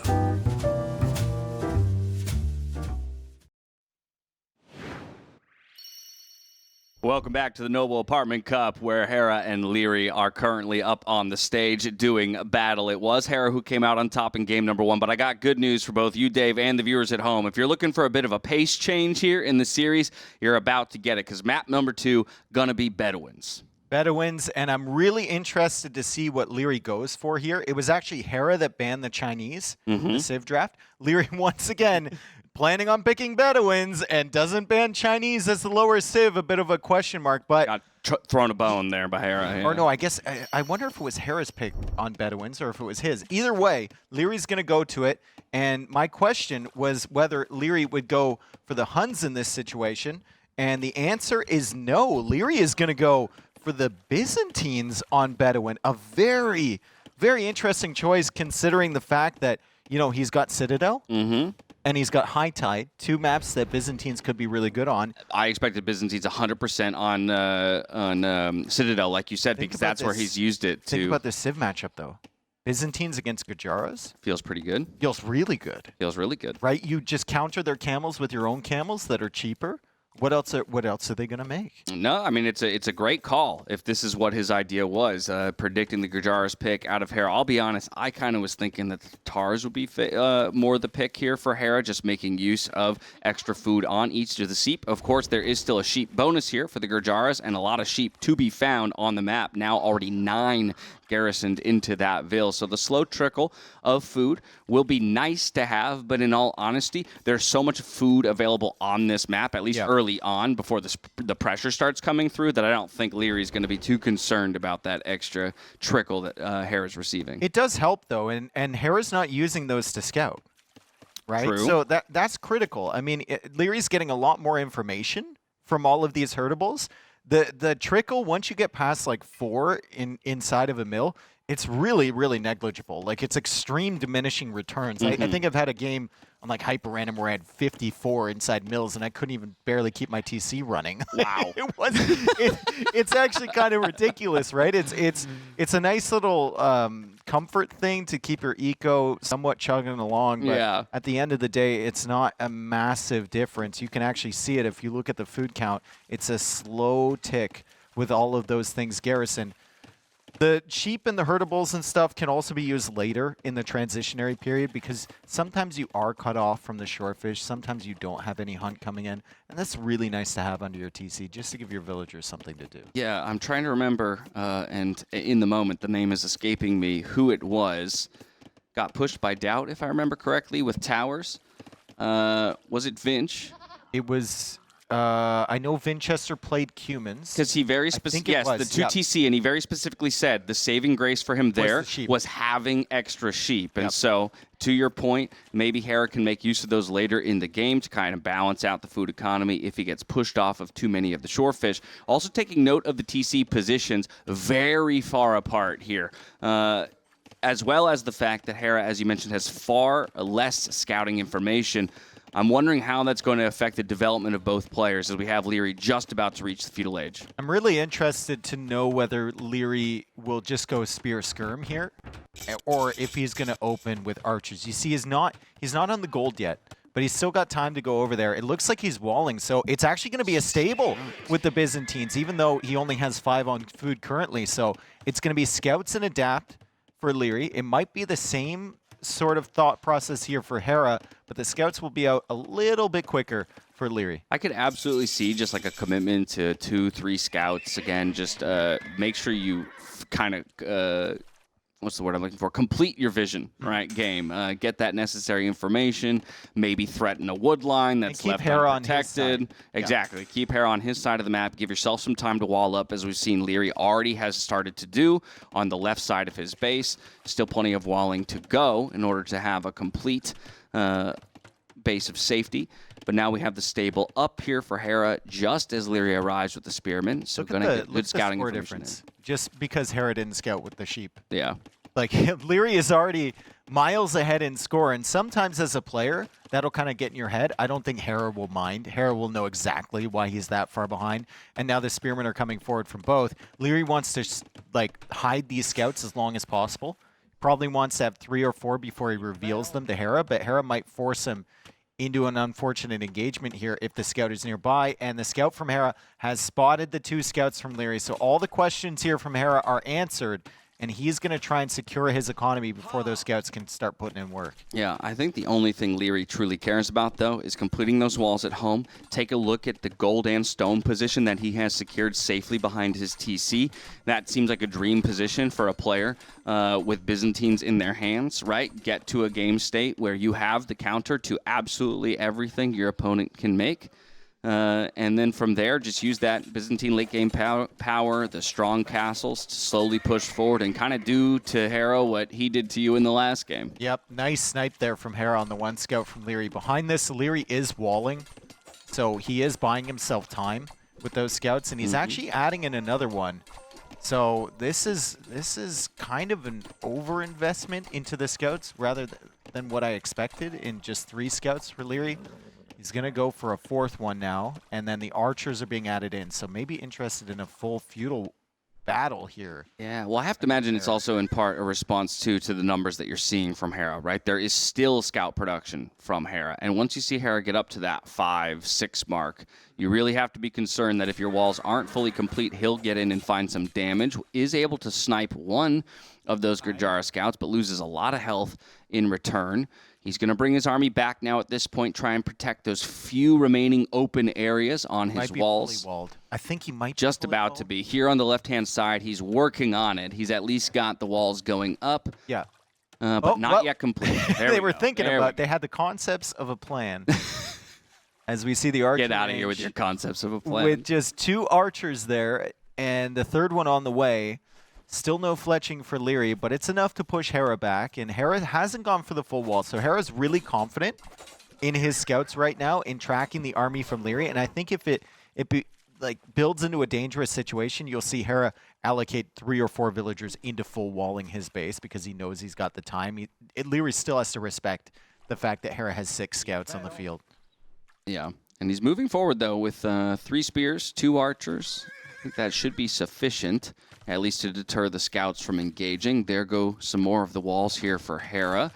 Lierrey battering on the palisade, unaware, I think, that the bottom side of the map is fully open. That's a nice snipe onto that scout cavalry there by Hera. Now looking for an engagement, or at least just trying to convince Lierrey to stop. Yeah, exactly. Yeah, Stop he doesn't want to fight that. He doesn't want to fight that. Now he's leaving. He's like, so I tried to bait a fight against you, and what if I leave? Will you chase me? Oh, you're not going to chase me? Okay, well, my range is up, so I can make some skirmishers and push you away. Meanwhile, Lierrey building for the castle age, Hera doing the same, and I don't think Hera's no way. Oh, I thought that. That is a Oh. no. Oh my God. He thought it. No. I thought it. We all thought you thought it. The only person that knew that wasn't a hole was Lierrey. Yeah. Oh my God, my heart was about to completely drop. That would have been a disastrous way for this game to turn after all of the investment into those very large walls here by Lierrey, but it's what's going to set him up for a beautiful mid-game. Now, it is Hera who manages to click up first, but Lierrey's not far behind here, and once again, in a relatively even game state, I think I continue to favor Byzantines more and more as the game goes on. I wonder how much food Hera has collected. I'm sure someone can do the calculations. You compare the tick at the top to the tick of the clock, and then you think about the time that Hera got those. Anyway, someone can do the math. Yeah. And maybe you guys can figure out exactly how much food Hera has collected from those 10 goats garrisoned in that mill. Still hasn't taken advantage of ungarrisoning any of those and bringing those back to the TC because he's got plenty of food. It's Bedouins. There's shorefish everywhere. Yeah, but speaking of food, Horse Collar just came in for Lierrey, so now thinking about starting to place some farms and expand that food eco beyond just the shorefish. We got Bloodlines coming in here for Hera on 7 scouts. That's going to be quite the HP increase, and now he's going to turn his attention onto the production buildings. He's got the military advantage right now. He's going to start asking questions of Lierrey. What's Lierrey's response to this? Boy, he would love to be Hindustanis right now. Oh, yeah. That archer range would already be on fire. You can see him working away at that. Lierrey pretty comfortable there. It's slowly losing HP. Can wall behind that. I think he'll be in Castle Age on time. Lierrey is also scouting around the edges of the map. Hera's got a pretty good idea of what Lierrey's base looks like. I think Lierrey has a pretty good idea of what Hera's base looks like as well. At least he can see the front side, and he knows where all the other golds and stones are on the map because of the early scouting he did with the goats. Yeah, pretty easy repair job here for these two villagers because it's just some skirmishers on the other side of that archery range. Immediate 3 TC here for Hera. So definitely thinking about the boom. He's the one who's got the initiative and at least has his opponent penned in on his side of the map. So not feeling under threat, he's going to go economy first. He'll go military second. Husbandry on the way alongside bowsaw and horse collar for himself. Lierrey hits the Castle Age. It's a bowsaw, and it's a second TC, but yet to stretch to the third because he doesn't have the wood count due to the archer production. This screams 2-hour game. Immediately after the 1.5-hour game we had before. There's less gold here. This is true. There's less gold available. And no There's one not has as the many relics yet. Well, they're all on Hera's side, so that's kind of unfortunate. It is a nomad start, so, you know, it's just unfortunate for Lierrey. He's got 2 over on his side. Hera's got 3. All right, those Byzantine camels are out, and they're going to be good against the skirmishers at the very least. I like this TC as well to protect those couple of, you know, vulnerable villagers here on the right-hand side of the map, and then goes for a third TC back at home to have a much safer farming economy. Crossbow, fletching on the way, so typical here of Lierrey, and of course Byzantine's happy to play towards an Arbalest Imperial Age. Oh man, 3 TC against 3 TC. Who's going to get the monastery first? Oh, answered already. I didn't see the queue up there. Yeah, the monks are in the queue already. I think monks are a really important tool to use against the Byzantines if they're just spamming the camels, right? You need something to lay back and kind of convert those camels as they come in. This is the biggest Lierrey TC ever. He's like one of the only pros consistently that likes to build with 1 villager. He doesn't know the math on it or something, or maybe he knows that that's the most efficient way to get a building up. Technically, yeah. But still, you're losing time in potential production. Right. That's and that's the real trade-off with a TC specifically as compared to any other building. You generally want to build with 4. I mean, if you really want to rush it, you can build with more. Obviously, a panic TC with 20 villagers sometimes is exactly what you need. Sure. But 1 villager TCs are quite rare because they just take so long to come up. Almost never would go voluntarily above 8, but like you say, 4 is the magic number when you're not under threat. It's kind of a good balance between TC speed and then, like you say, getting those extra villagers pumping out that much quicker. And you can see what it's netted Hera to have his 3 TCs up just a little bit quicker. It's just a small villager lead. All that said, it's not going to be massive in the long run. Let's not forget that the Byzantines have a cheaper Imperial Age click, and so I wouldn't be surprised if Lierrey can use that to great effect. And now it just becomes back to the age-old, how do you utilize that wood to convert it into farms, get the food count up, and then put yourself in a position. Kill the mill. That's the most damage you can do right now. Kill the mill, you take 10 goats. Hell, kill the goats too. Sorry. Yes. that sounded violent over here, yeah. You know, I wear this suit and the evil it rises up, dude. The mob boss in you is coming out. Well, all right, farm's starting to get placed. Lierrey at least looking for some. Oh, you don't have to do him like that. That is so brutal because of the wood count that Lierrey currently has. That's actually that's about as much damage as you could do in this moment. Wonder if he's wearing a suit too. No, not maybe later. I want to get these guys in suits. I want to get them co-casting with us. Okay, yeah, that's a good point. We're gonna have to start. It's Camel. He takes it out. Mangonel coming forward. Lierrey never gets hit by that shot. I probably cursed him right there. He sees it. He's aware of it. I wonder if we can get. But he's invested a lot of time in this blacksmith, and it's kind of a bummer to not ultimately bring it down. 707 HP. Man, if we're gonna have these games, we need interludes. Like we need some pro players to come tell us what they're gonna build. Story time. If anyone's listening, any of the pros out there. Story time with Dave and Dash. I would love for you to join in because I think it's Byzantine favored, but I'm not certain. I think the Gajara camels actually do surprisingly well against like a cataphract at full upgrades, given that they have frontier guards and they have the extra bonus damage, so they kind of negate some of the anti-cavalry resistance that the cataphracts have. But like Byzantines just have such a varied tech tree.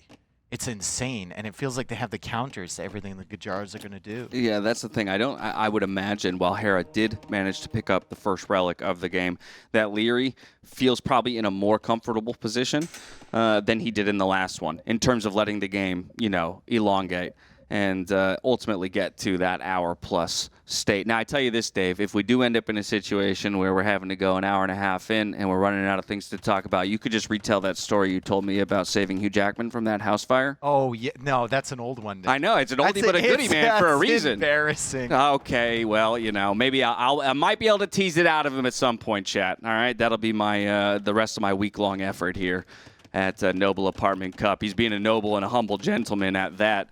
In not choosing to tell I the will story. say, because nothing is happening here. We can't, there's nothing to cast at the moment, but I will say when I was planning on coming here, I was looking for my passport. It was like in a drawer somewhere or whatever, couldn't find it. What I did find was my high school yearbook.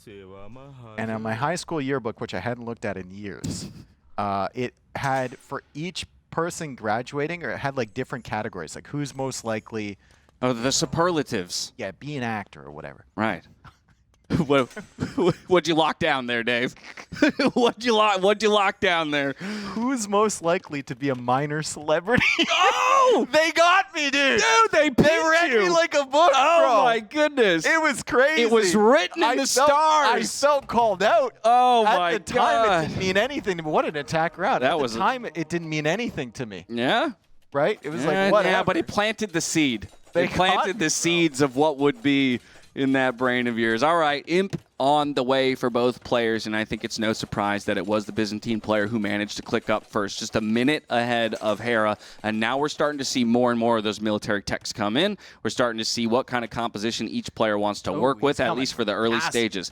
Yeah, this is going to be the classic crossbow turning into arbalest, and now we see the stone count for a castle. Great dive, perhaps, here onto the mangonels. He's fine to give him camels. He's fine to give him camels. He needs to push back the mangonels so that Hera can't see this castle, and Hera can't deny that castle. You're fine trading all those camels for the mangonels. And Lierrey, he's done. He's done with just sitting back and doing nothing. He did that last game. He didn't know what he could do. He's on the way to Imperial Age. He's going to force the issue with a forward castle and a decent Imperial Age time faster than Hera. He's going to have Trebs working away on that castle from Hera. This is a good setup for Lierrey.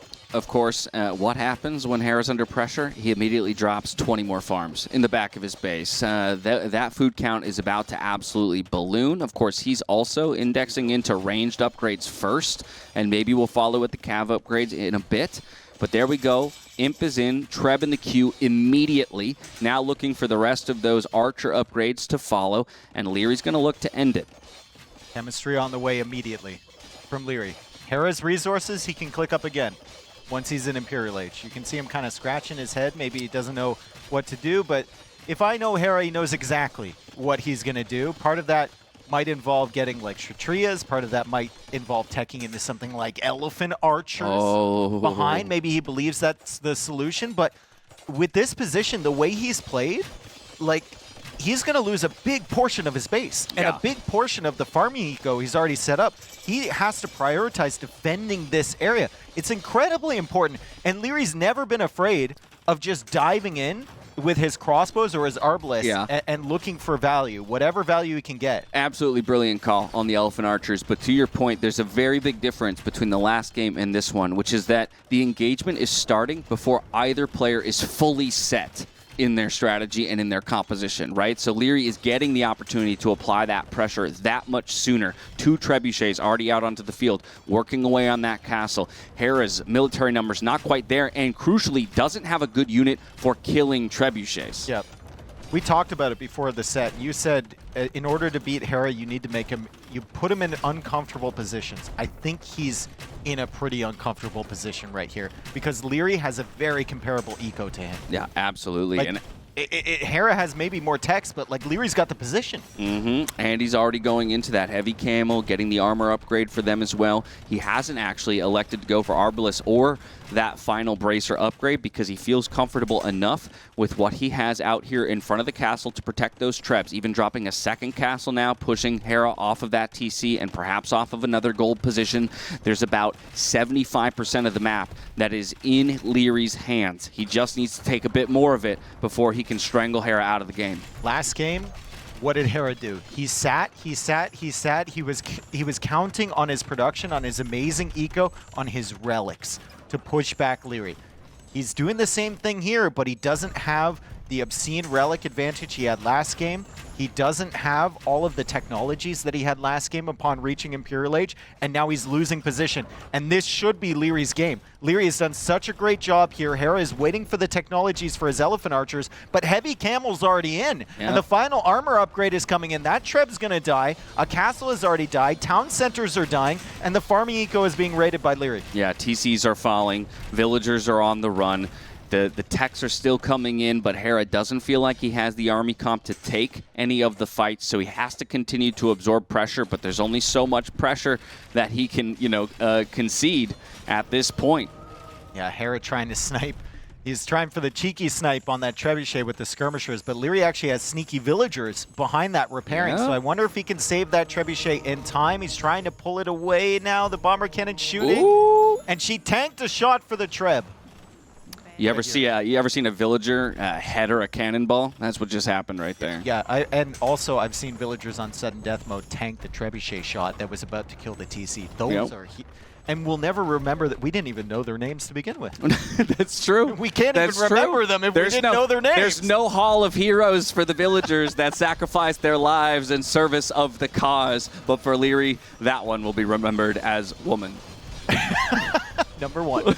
Number As one. the crossbows come in, there may be many more, and the crossbows are coming in to snipe the bombard cannons. This is something Hera did so well against Lierrey last game. The camels are working away against the elephant archers, and even though the elephant archers are going to be able to kill the camels, Lierrey can just replace these. They're cheap Byzantine camels. He's got 42 on food. He's got 40 on gold right now. Exactly. Yeah. I mean, Elven Archers are such a powerful, powerful unit, but if your structures are falling around you, now your trebuchets are ripe for the taking. The camels are just going to ignore those Elephant Archers in favor of the siege units, and he'll replace them behind. 6 in the queue, 20 on the field. He's got 4 trebuchets, the magic number we were looking for in the last game. He's found it this time around. Thank you, Vodka. I was wondering what was raiding in Lierrey's base because I saw it in the minimap, and I looked up at the top and I was like, is that the scouts? Can't be anything.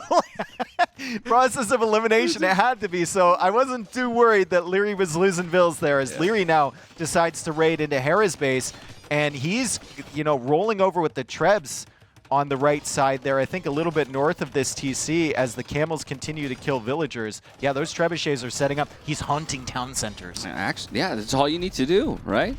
At this Watch point, one of these vills tank a shot for the TC. Let's go. Well, Yeah. That's what 4 trebs does for you. yeah. Now they turn on to the other trebs of Hera. Hera, again, still building up slowly.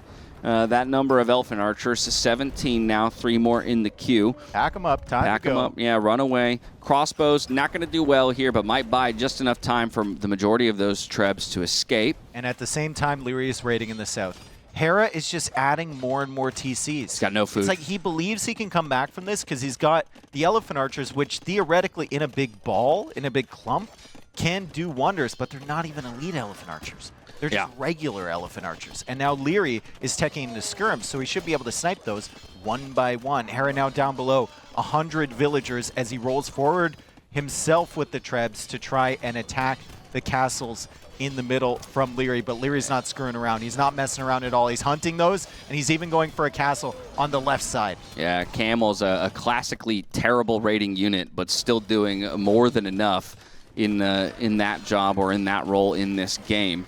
Hera making a stab for that gold position just to see if he, maybe with one singular push and a good set of micro and 2 trebs, can buy himself some breathing room to re-expand, but it's not looking good as another castle goes up on the southern side of the map, threatening yet another TC and continuing to constrict the space that Hera has to work with. Hera really needs a lead elephant archer against these skirms with the upgrades. Like Lierey's missing the final What's the armor. food cost though of that upgrade? It's like 800 or something. Right? It's something ridiculous. Yeah, it's very, very prohibitively expensive at this point. But Hera's kind of building for it at the moment, and Lierey's, you know, taking his foot off the pedal on this middle push, but the left push is still doing good. And man, Liereyy is so good with this, better than many other players. He moved all 3 of those trebs from the other side of the map back through his base and then over to the side. Yeah, and so working the seesaw action there, right? Putting pressure on one side of the map. Just as your opponent responds to that pressure, you swing it back around the other way. Now, this castle... It's a Byzantine castle. It's got a lot of HP, but it's only 1 villager Ooh, working. no, it's going to go down in the end, which is a bit of a bummer there. But as long as you can trade out these trebuchets, right, it's really difficult. Again, it's going to force Hera to reinvest in the siege, and Hera decides it's not worth it. He's going to call it. We're tied up at 1-1. 2 very long games there, but Liereyy, he decided he didn't want to play into a similar game as game number 1. He wanted to be the aggressor. Whew, a little bit less conversation this time around, I think, as both players realized they got themselves a series on their hands. Yep. Nothing. Nothing. Yeah, also just taking a moment to breathe, Yeah. right? I mean, again, 2 very grueling games. This one maybe slightly less than the one before in terms of the overall amount of time spent, but the effort required still to shut Hera out of a game, right? It's one of those things where you had even with the better Civ, even with the better imp timing, it still feels like it takes forever to get this guy out of your game. Right? It's just Hera, but Liereyy did a fantastic job. He didn't lose confidence in himself. He had that stack with the crossbows and the trebs, and then teched into skirmisher, into camel, and he was able to push that back, and Hera's greed just kind of caught up with him. He didn't go for walls. He kept his eco everywhere, so he was exposed on every front. Went for the forward castle, and yeah, it just wasn't a good setup for Hera to make his way into elephant archers with all of your farms exposed. Yeah, and honestly, a really great pick on that map, because again, I was pretty convinced that Byzantines was going to go to Citadel, you know, just by virtue of looking at the map pool, and maybe Hera was thinking the same thing, so a great call by Liereyy straight from the draft to bring himself into that civilization advantage and then to play to his win conditions perfectly. We land at 1-1. We're heading towards a game 3. We're guaranteed at least 2 more, but I'm hoping 3. I mean, if they if they go as long as the first 2, we're going to have ourselves quite the adventure in front of us. At least 2 more hours. All right. Well, if the series is going to go that long, then we better make good use of the breaks that are allotted to us, one of which is coming right now. We'll catch you back here on the other side. And now, a word from our partners. Have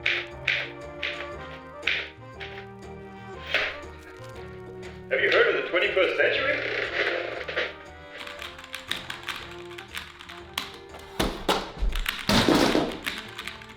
Why settle for clacks, clunks and jams? Say goodbye to sticking keys. And welcome to the ultra-responsive, quiet precision of the Liereyy Exodus 760 mechanical keyboard. With our Temu red switches for ultra-silent key presses, anti-ghosting with N-key rollover, and 1 millisecond response time, this keyboard will keep up with your fastest moves. Whether you're gaming or working, you'll enjoy precise control at the speed of light. Get yours on Mueller.de. In case you rage, we do not cover costs for damaged screens or unfinished castles. Welcome back to the Noble Apartment Cup, where we're heading into Game 3, and it will be High Tides as the selection for maps. Of course, we still have to figure out what civs each of these players is going to hop into, and that's where I go back to the point you made at the very beginning of the set. It's Hera's civs that feel a little bit more versatile and harder to place. I mean, he's got a lot, right? He can play Mongols here. He can play Malians here as well. I think he's got... He has Tatars in there, but I doubt it would go here. Tatars is not here. Yeah, I don't think so. I mean, even Hera, who really, really likes the Tatars, I can't see him picking them here. Lierrey, on the other hand, has Persians, which could be really strong here. He has Huns, which could be really strong here. And Lithuanians. Lithuanians as well. So one of those civs, he'll probably play, into that water contest and then an early archery range to push forward into Hera's economy. Hera is so good at reading that, though, and so far, in both games we've watched Hera on this map on, he's gone for 2 villagers forward to try and contest the dock. Right. So he's trying to kill the villagers. Well, yes, I was going to say specifically against Vinch, right? We saw him come forward and look to find that vill and catch it on the way out, right? Yeah, Vinchester sent 2. Hera sent 1 vill with loom. Or no, Hera sent 1 vill and a scout. Yeah, it was 1 vill and a scout. Yeah. And then we had the eagle on the other side, but like you said, it was a against quick Tatu- loom, which was pretty big. Yeah, against Tatu he sent 2, I believe. Okay. And he actually ended up sniping the villager. So, I mean, Hera really likes to be aggressive fast with a 9 vill start on this map. And if he goes for something like Mongols, you kill that villager early, and then you're up super, super quick. And you can contest water, and then you can defend on land. Yeah, this map in particular has so many options. We are going to get one last look at the civs. There were 2 that we didn't mention, 1 apiece. So there was the Armenians on the side of Hera and Bengalis that are technically available, although I'm not sure, again, that either of those would be preferential on this map, whereas the other 3 that we mentioned may be a bit more favored. I think it might be Mongols here. You save Tatars for Arabia. The Malians are just there for a mix-up, or maybe you can play them on Citadel with the Armenians. Mm-hmm. And then Lierrey is like, do you want to use Persians here? Is Lithuanians beneficial to you on Citadel, or are you just going for Persians on Citadel? That's the thing. Persians on Citadel or Bengalis on Citadel. Or you still have right? Arabia. So and then you have Arabia you for... can't go Bengalis on Arabia. You can go Huns on Arabia. You could do all of them on Arabia. Yeah, but Bengalis feels... I wouldn't play... I would probably play Bengalis on something like Citadel. Yeah. And then go for, a Lithuanians here on High Tides, which is more classically the choice. And we'll find out just now. Nope, it's going to be Mongols versus Persians, if I can recognize that correctly. Okay, so Mongols, Persians. Lierrey still has a few civs in the draft that could be interesting in the games coming forward. And we will have at least 2 more games here, including this one. So... we've got Lierrey's villager north, walled in by Hera, and Hera already has 2 docks here. They're on the way to the feudal age. We skipped the first little portion of the game. Hera makes sure that the walls are completely up. And Lierrey's actually going for a second dock to the left side, although he's way slower to the feudal age than Hera is. Second dock and also getting his vill walled in by Hera.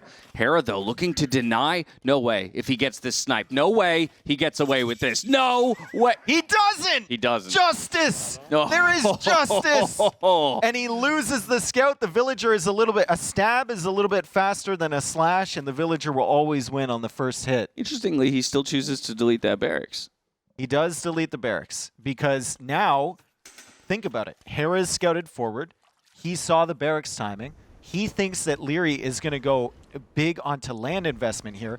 Lierrey is free to go for full water investment if he wants. And that second Hera's dock's going to have not to scouted. invest into defensive land of his own. Oh, this is the biggest and best mind game. I actually love this heads-up play here by Lierrey. And let's see, Hera is Villager adding dies. something. The villager did die. I mean, she was on borrowed time anyway. For as sure. soon as you get something walled up there. And Lierrey, look at this. He's keeping the ships in the docks. It's an extension of the mind game. He just now goes for the barracks. He forced the barracks out from Hera really early. Hera's not investing into fire ships because he feels like he needs to go for a range or a stable behind instead. So Lierrey can scout that. He can keep the fire galleys in his own docks, and Hera doesn't know how many ships are in there. Yeah, so what's the magic number here for fire galleys before you eject? Is it the 4? Is it 6? I think it might even...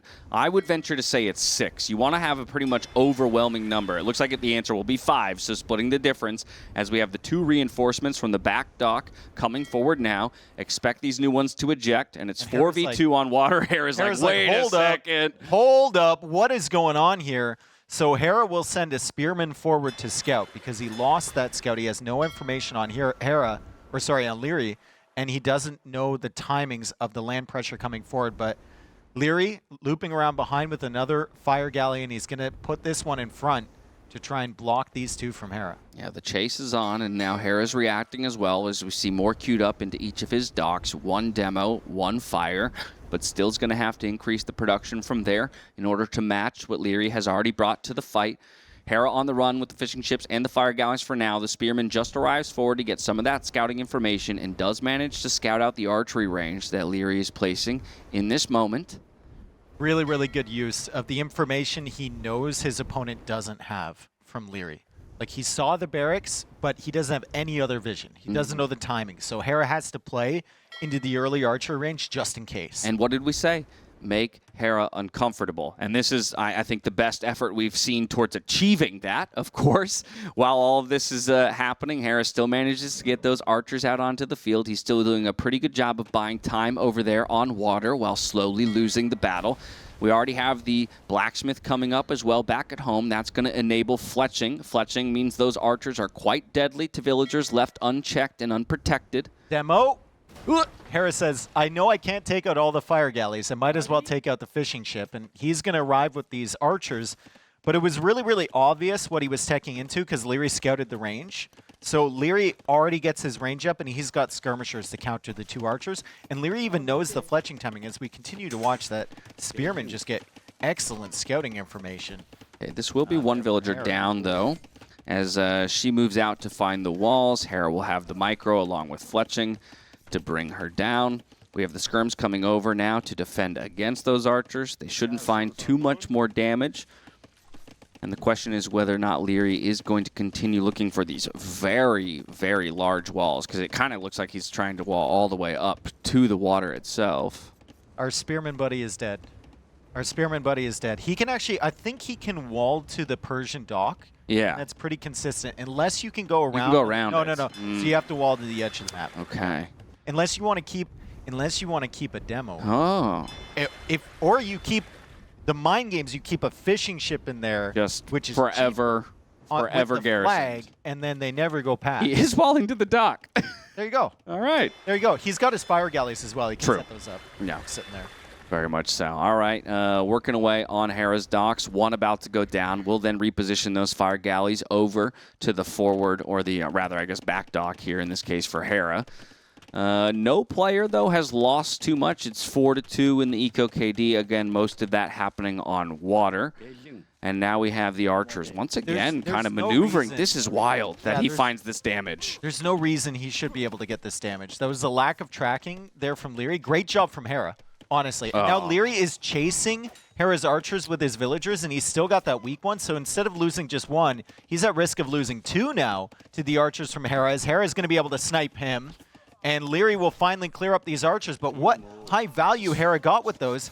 What, 3 villager kills? Yeah, 3 villager kills with 2 archers. The decision-making there as well, it's such a minor thing. But this is the awareness and the creativity of Hera at play. He knows that the first villager he targeted there on the berries was dead to rights, right? And so he leaves it on 1 health because that's a sure kill and starts focusing down on a second one to guarantee a second kill and then return to kill the first one that he targeted. He would have only gotten 1 if Lierrey didn't chase with the vills. That's true, too. If Lierrey pulled him out of position. Lierrey clears up another archer. It's only 1 archer here for Hera. Lierrey is walling, and Lierrey will have the better eco because he has access to the fish, and he's clearing up all the docks from Hera. So Hera will be up at around the same time as Lierrey if Lierrey uses the market. I don't know if he has one. If he doesn't, then Hera's going to be up about a minute. Might be going down right now here on the southern side of his base. He's rushing it with 4 villagers. Might be the first to make use of the market, while Hera has already clicked up with a more natural consistency to his economy. Now, again, all that said, it is a 5 eco lead here for Lierrey due to the fish that he has out there, and a pretty substantial military lead as the only military unit that Hera has goes down in this moment. 14-0, however, primarily skirmishers and fire galleys. So I think Hera knows that Lierrey's full walling from the vision that he has. So my question is, how are you going to try and break this? Remember, in Hidden Cup, we had this exact same setup. Lierrey was even on the same side in the finals, and Lierrey had a forward gold like that, and Lierrey had a hole in his wall, and he refused to wall it over and over and over again, and Hera kept coming in and punishing him. So kind of hoping for, something a little bit different from him as Hera goes for a second stable, and Lierrey will go for a second range. So it's going to be Cav Archers from Lierrey, and likely Step Lancer opening here from Hera. Yeah, even going for that third range on top of it to make sure that the Cav Archer production can keep pace with what we expect to be Knight production on the other side early on. You definitely want to get a solid mass of those Cav Archers, utilize the mobility, There's some maybe holes in the harass wood line. over some wood lines. Is there really? Yeah, I think Lierrey just might have overchopped. He's actually walling from the dock to the edge of the map. Yeah, there's a big old hole in the wood line. Yep. And we don't want to see a repeat of what happened earlier in the year in the Hidden Cup finals. Like, that would be really, really bad. Also, there's a relic there. The relic wall.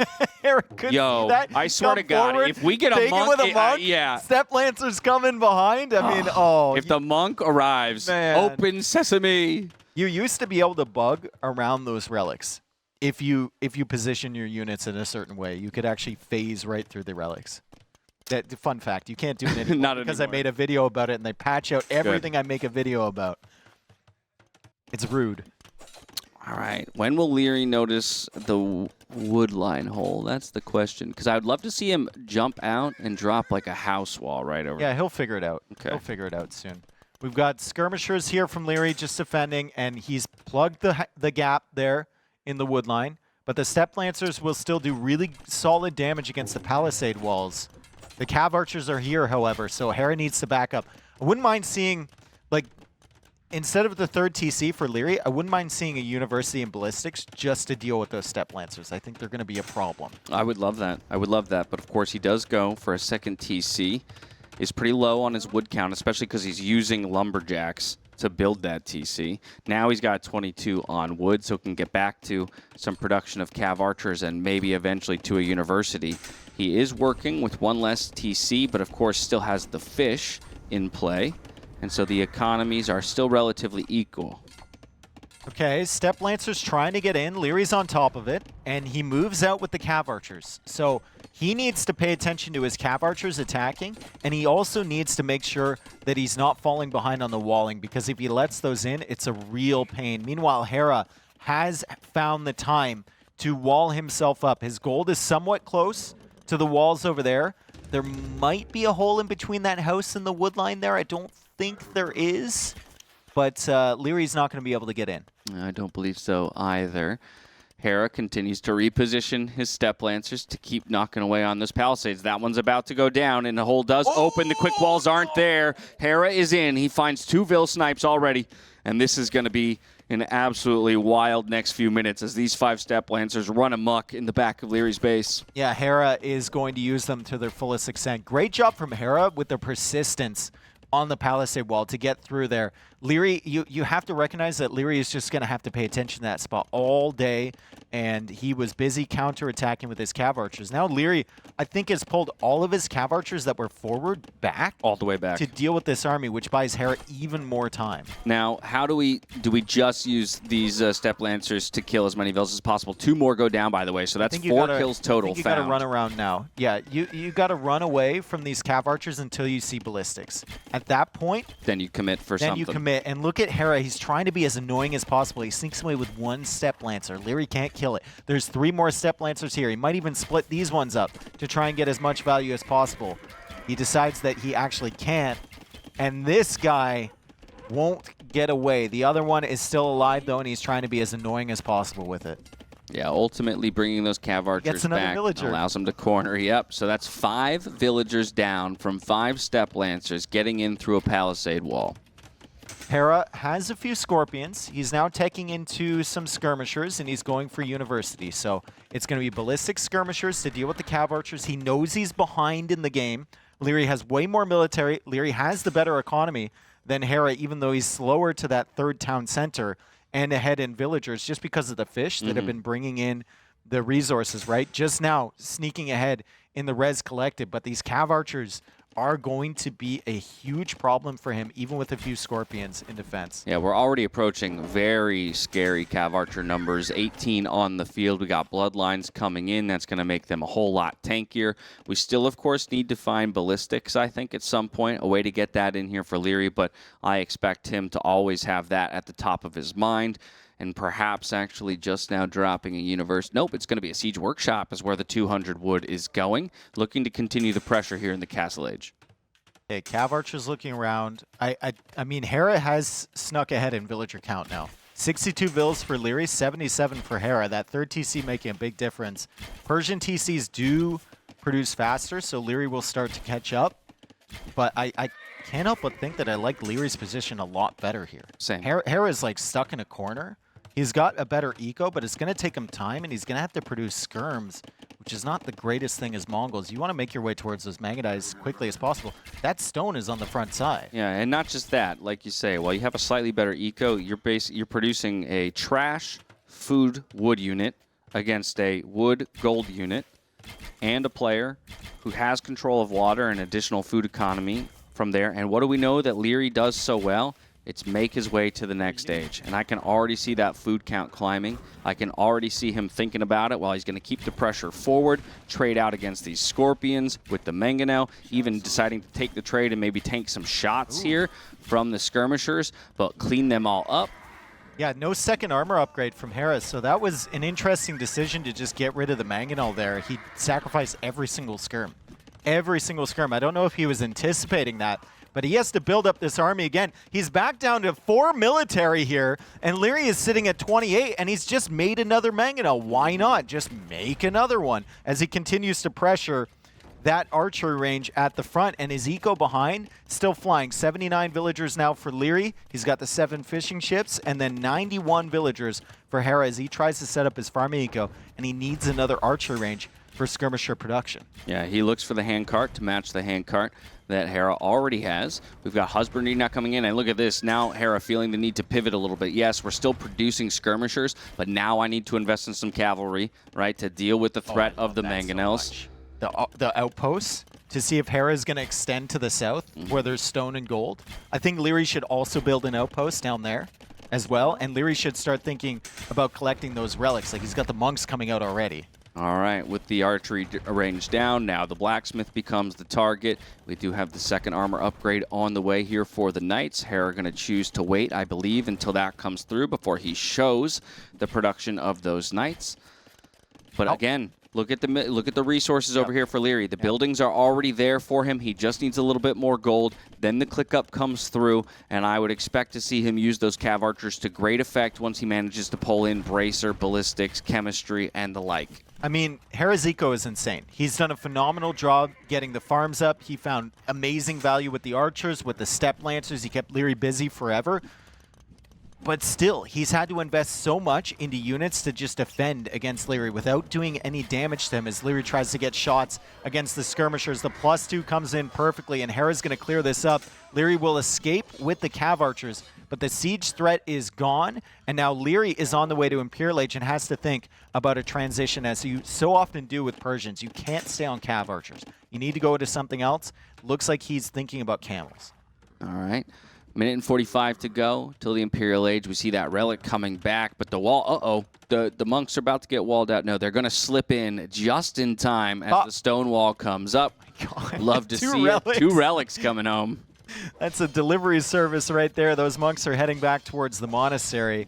Lierrey manages to snipe those. There's another relic in the top and another relic in the bottom, and I think there's a third one that's probably being brought in by one of these players. I think there's 5 on this map.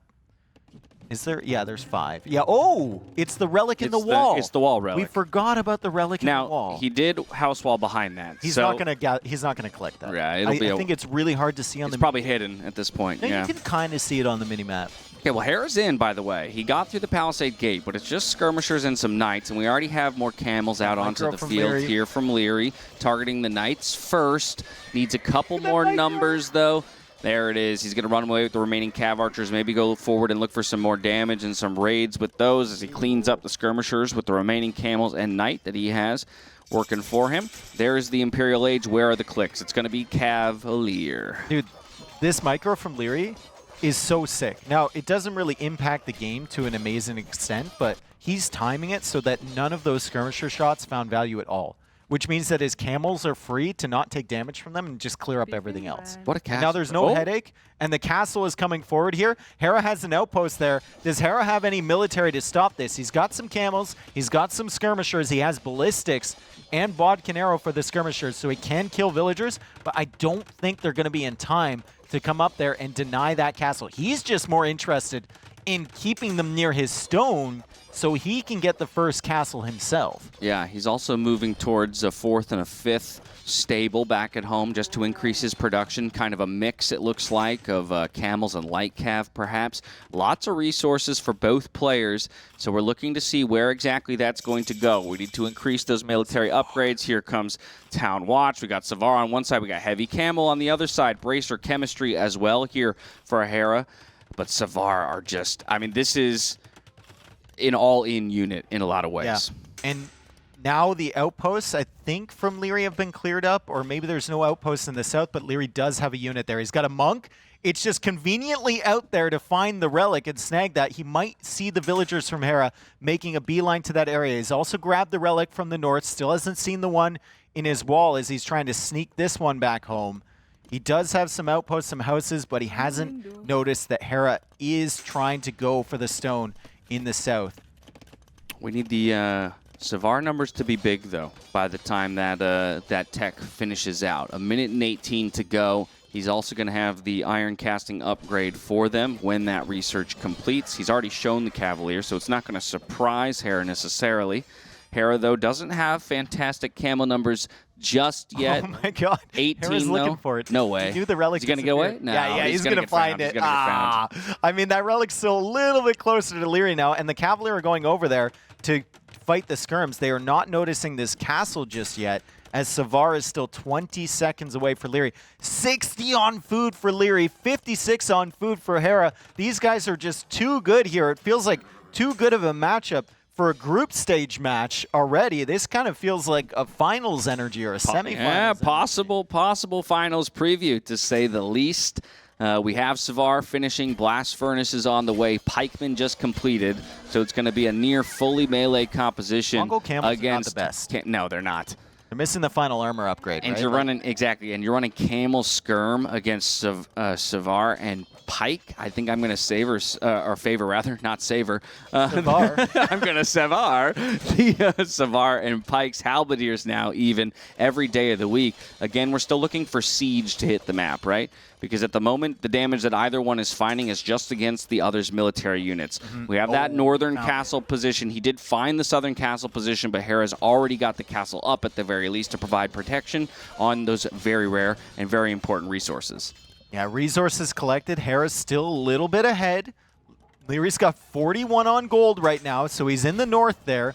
But Hera is now inside of his base, and I don't think Lierrey has many halbs on the field yet to counter that, as he's trying to hold the line into that gate. Hera coming in with some skirmishers trying to hold that relic on the outside of Lierrey's base, and Lierrey just sent Savar back to counter the camels. He needs halb numbers now. He's been struggling a little bit with the heavy camels from Hera, and that's given Hera time to get the castle up and to start with the Magadite production. You really, really need to be careful if you're Lierrey. You don't want to let Hera get to like 40 Magadite. That could be incredibly dangerous. Yeah, and so the wood count is what is suffering here for Hera, but he's got plenty of food to kind of sustain the current military composition that he has while he buys time to eventually make that transition over to Mangadai as a unit. Savar continued to take trades against camels. And honestly, not the most cost-efficient trade at that. Well, again, these aren't the most impressive camels the game has seen. Does finally clear this up. Has a moment to breathe. We need to see an actual push, though, launched here soon from Lierrey. Probably using that northern castle as a launch point. Yeah, we've got a swing incoming here from Lierrey. Like, he's cleared up all the stuff in his base. He's going to attempt to push back, and critically, Hera has not had time to get mass Magadite numbers. He has 2 Magadite currently, but he is making more heavy camels, and he's trying to push to the north. He's got 150 villagers. Lierrey's got a much more substantial army. The question is, can he push in to the base from Hera? I did notice that Hera teched murder holes for the castle in the south and any of the castles that maybe the Savar could dive under. So that's really, really great use of the murder holes tech for Hera just to keep himself safe. And if Hera takes out that castle in the north, it's wide open to Lierrey's gold supply on that island. Yeah, Savar raids are scary, but tossing away Savar to an uphill battle against heavy camel is not necessarily ideal. First Treb finally in the queue here for Lierrey. While there has been that one working away on his castle in the north, we got some idle villagers that need to get back to work. But I'd say that now Hera might start to feel a little bit more in his comfort zone as he continues to queue up Mangadai and feels like he can actually execute that oh-so-favorable transition now for the Mongols away from the camels. Yeah, it feels like Lierrey needs to go to the south, I think. Like, there's a lot of stone down there, and stone is going to be incredibly important. You can see how many villagers are down there. Imagine he sends his army of Savar down there instead of right into the camels. Lierrey's kind of, like, lost a little bit of momentum. He doesn't really seem to have a plan at the moment. He's got one Treb. He doesn't have any siege of his own to push. He's just kind of making units and seeing where he can get some damage, but he needs some focus. Yeah. He needs an area that he can really, really pressure. And right now, everything is a reaction to what Hera's doing, right? Hera brings some pressure forward to his walls. Nice Lierrey with now the has to Halbs, though. defend. This is pretty solid, exactly. Savar plus Halbs against primarily heavy camel is going to work out in favor of the Persian player. Of Murderholz course, is he's sick. doing all of this under the castle. Murderholz is sick and unfortunately isn't able to snipe any of these Trebs. Now up to 3 with one of them getting repaired. I don't think this castle is long for this world. Castle in the south. Castle in the south that's been found by Lierrey. Hera dealing with raids all over the place. 144 vills for him. 139 for Lierrey plus the fishing ships. He's got 2 Trebs now, Lierrey, but those are about to be taken out. And Lierrey is also raiding in the south on the gold and the stone from Hera. So he's aware of what's happening down there. He can't secure his villagers in the north anymore, though, and Savar are a very expensive unit to keep producing. Yeah, these are decent finds when it comes to raids, but unfortunately, I think, Dave, your point about needing to protect, or rather stop Hera from reaching that southern resource area was more important than Lierrey had actually really kind of believed it to be, because now we see castles being dropped everywhere in a protective fashion. Your raids are going to become that much more difficult to execute, and once again, you're throwing Savar into heavy camel. They're not the best heavy camel in the world, but they're going to trade efficiently when it comes to the resources in the end.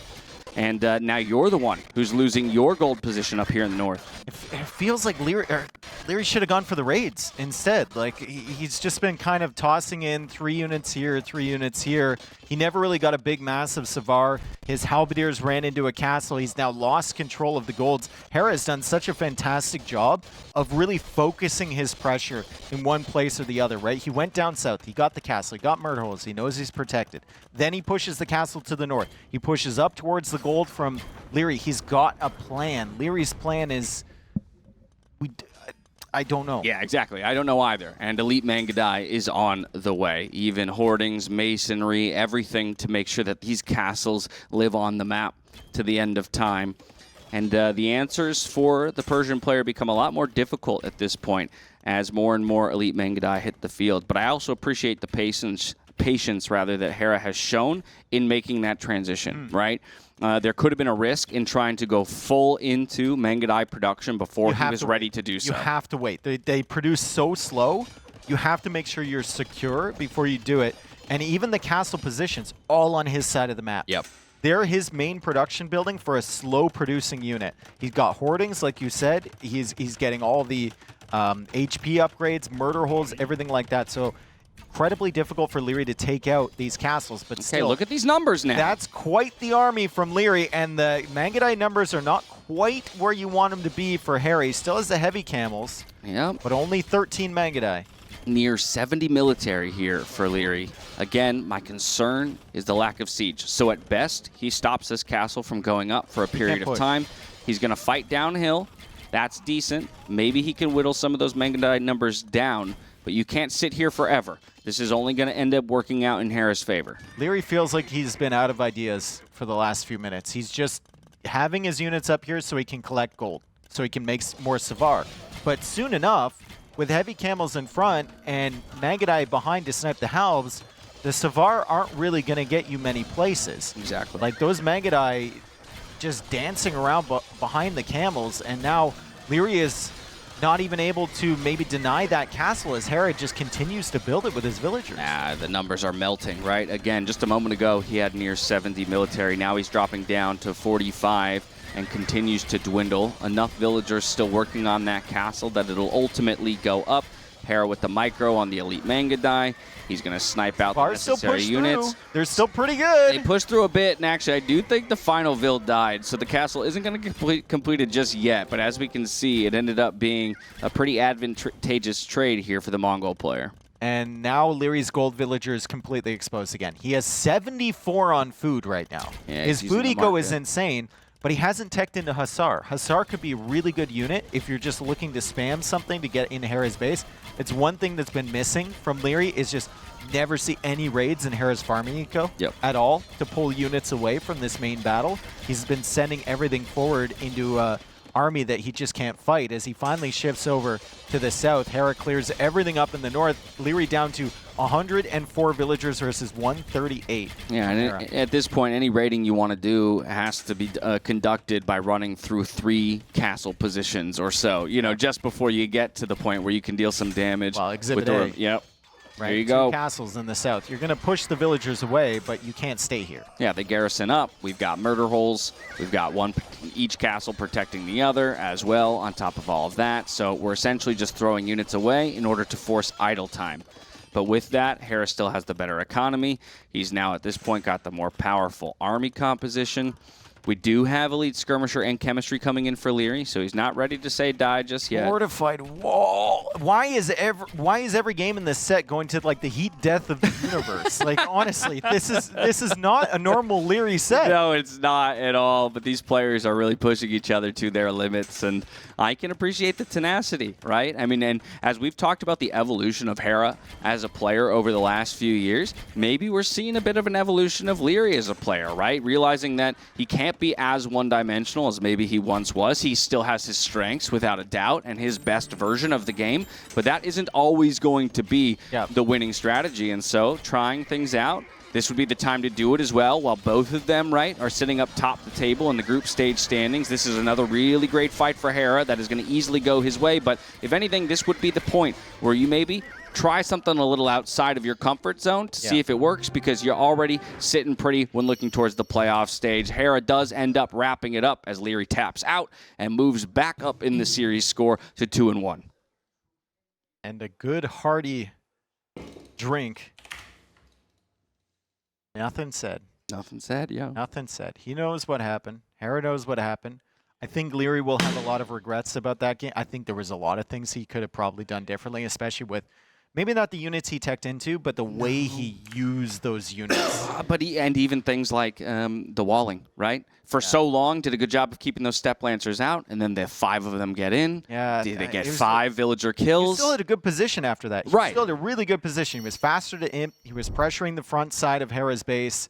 But he never got an outpost in the south to know when Hera was going down there. Yeah. He never sent army down there early to prevent Hera from getting access to that stone. It was just an unfortunate set of circumstances for Lierrey. And Hera, honestly, again, same strategy every single game. He waits, he waits, he waits, he adds the farms, he adds the eco, and then he pushes out. He's so confident in himself. It didn't work game number 2. Yeah. But game number 1 and game number 3, you saw it on full display. Like, he's so confident once he gets his eco set up, he can push back anything. Yeah, there was so much done right early there for Lierrey, right? The strategy on water to surprise Hera, the deleting of the barracks after removing the scout was such an ingenious play, right? And you would have liked to have seen that rolled through to a victory, but like you said, even having the foresight, send the monk down to get the relic, but send 1 or 2 military units down there as well. That's all it would have taken to see those villagers making that mass exodus that way and maybe deny that very first castle. But once that castle position is established and the murder holes comes in, again, it's a much tougher situation for you to navigate your way out of, and Hera, again, shows us why he's the man to beat in this tournament.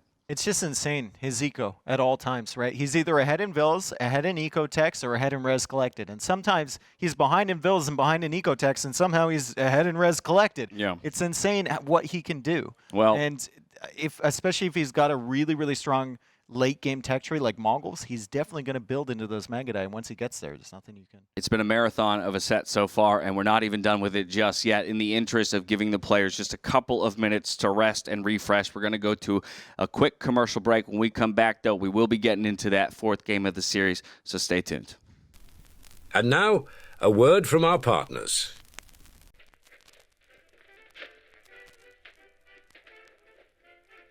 Eek! A mouse! A mouse! What is it, dear? Why you rage? Oh, honey. That's no ordinary mouse. It's the Reaper 250. With this mouse in your household, you never have to be scared again. Yes, the U-Rage Reaper 250, featuring DPI control, advanced ergonomics, RGB lighting, and customizable buttons, is the perfect addition to every competitive household. Why U-Rage? It's all good. Get yours on Mueller.de.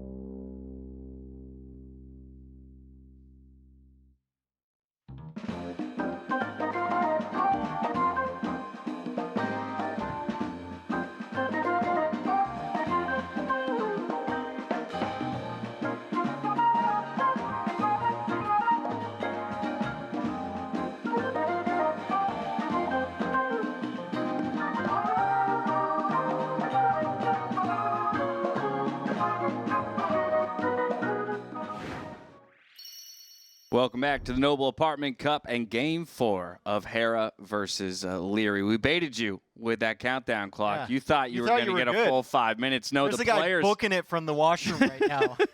Wait for me!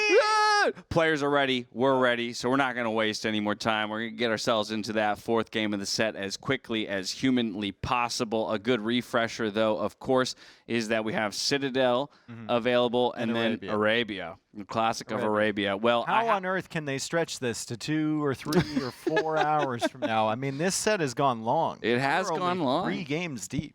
Yeah, only 3 games deep, and it's Lierrey who gets the choice of where we go next. And important to note that Citadel is his home map, and Arabia is Hera's home map. But honestly, I think Lierrey would be happy to play on either. Yeah, I think so too. Obviously, Lierrey. Did you hear that? A mouse. I like the transitions here. Yeah, that was pretty That was good. good. Eek!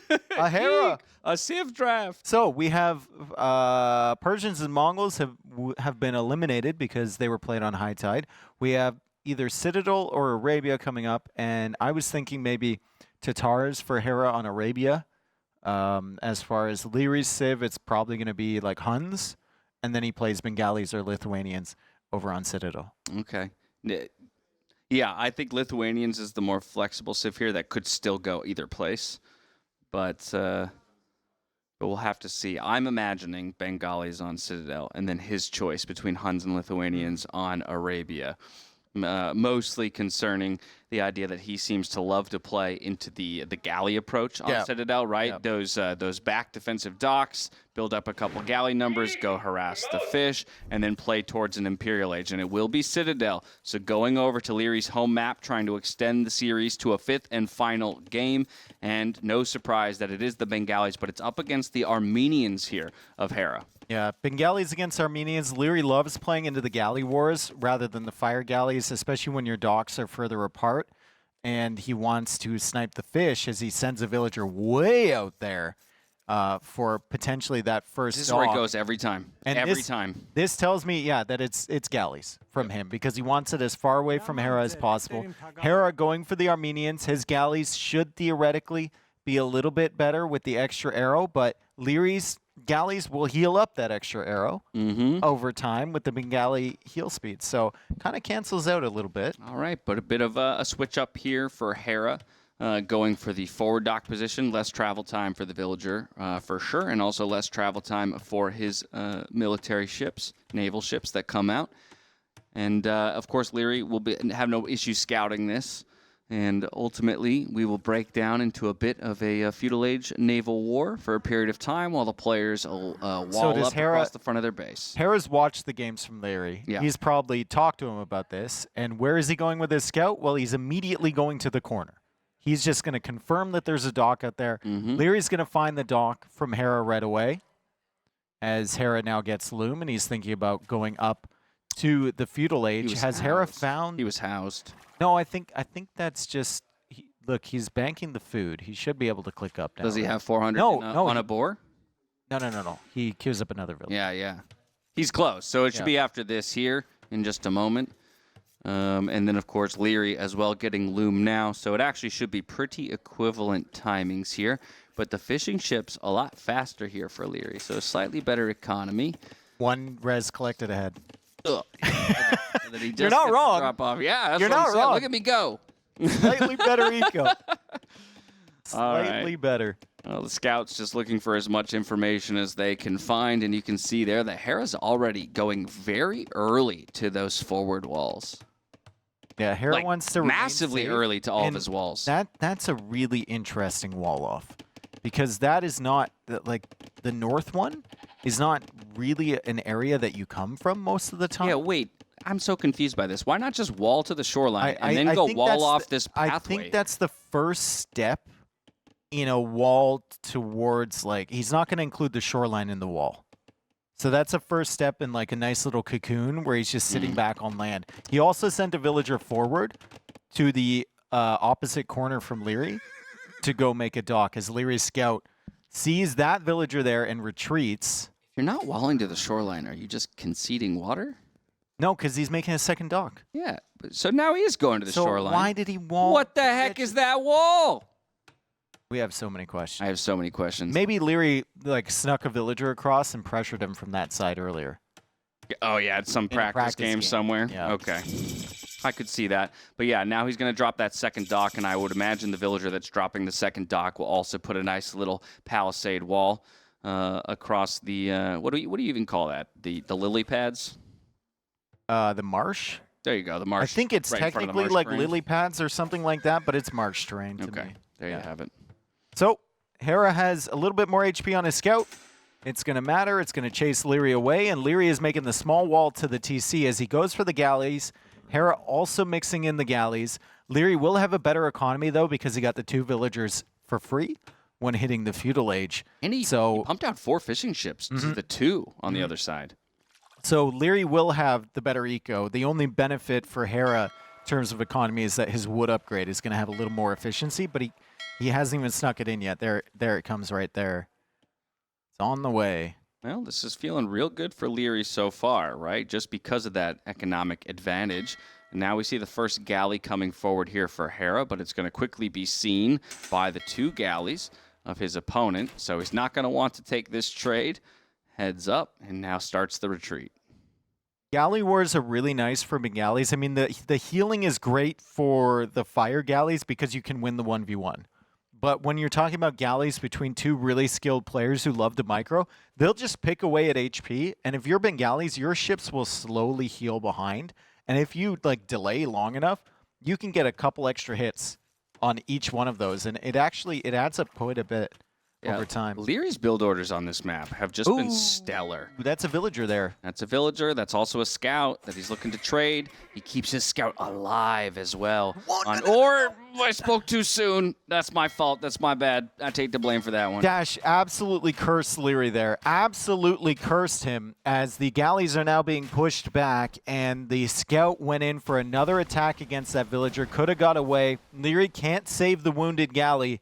And Hera is perfectly content to just kind of sit on the other side of this bridge.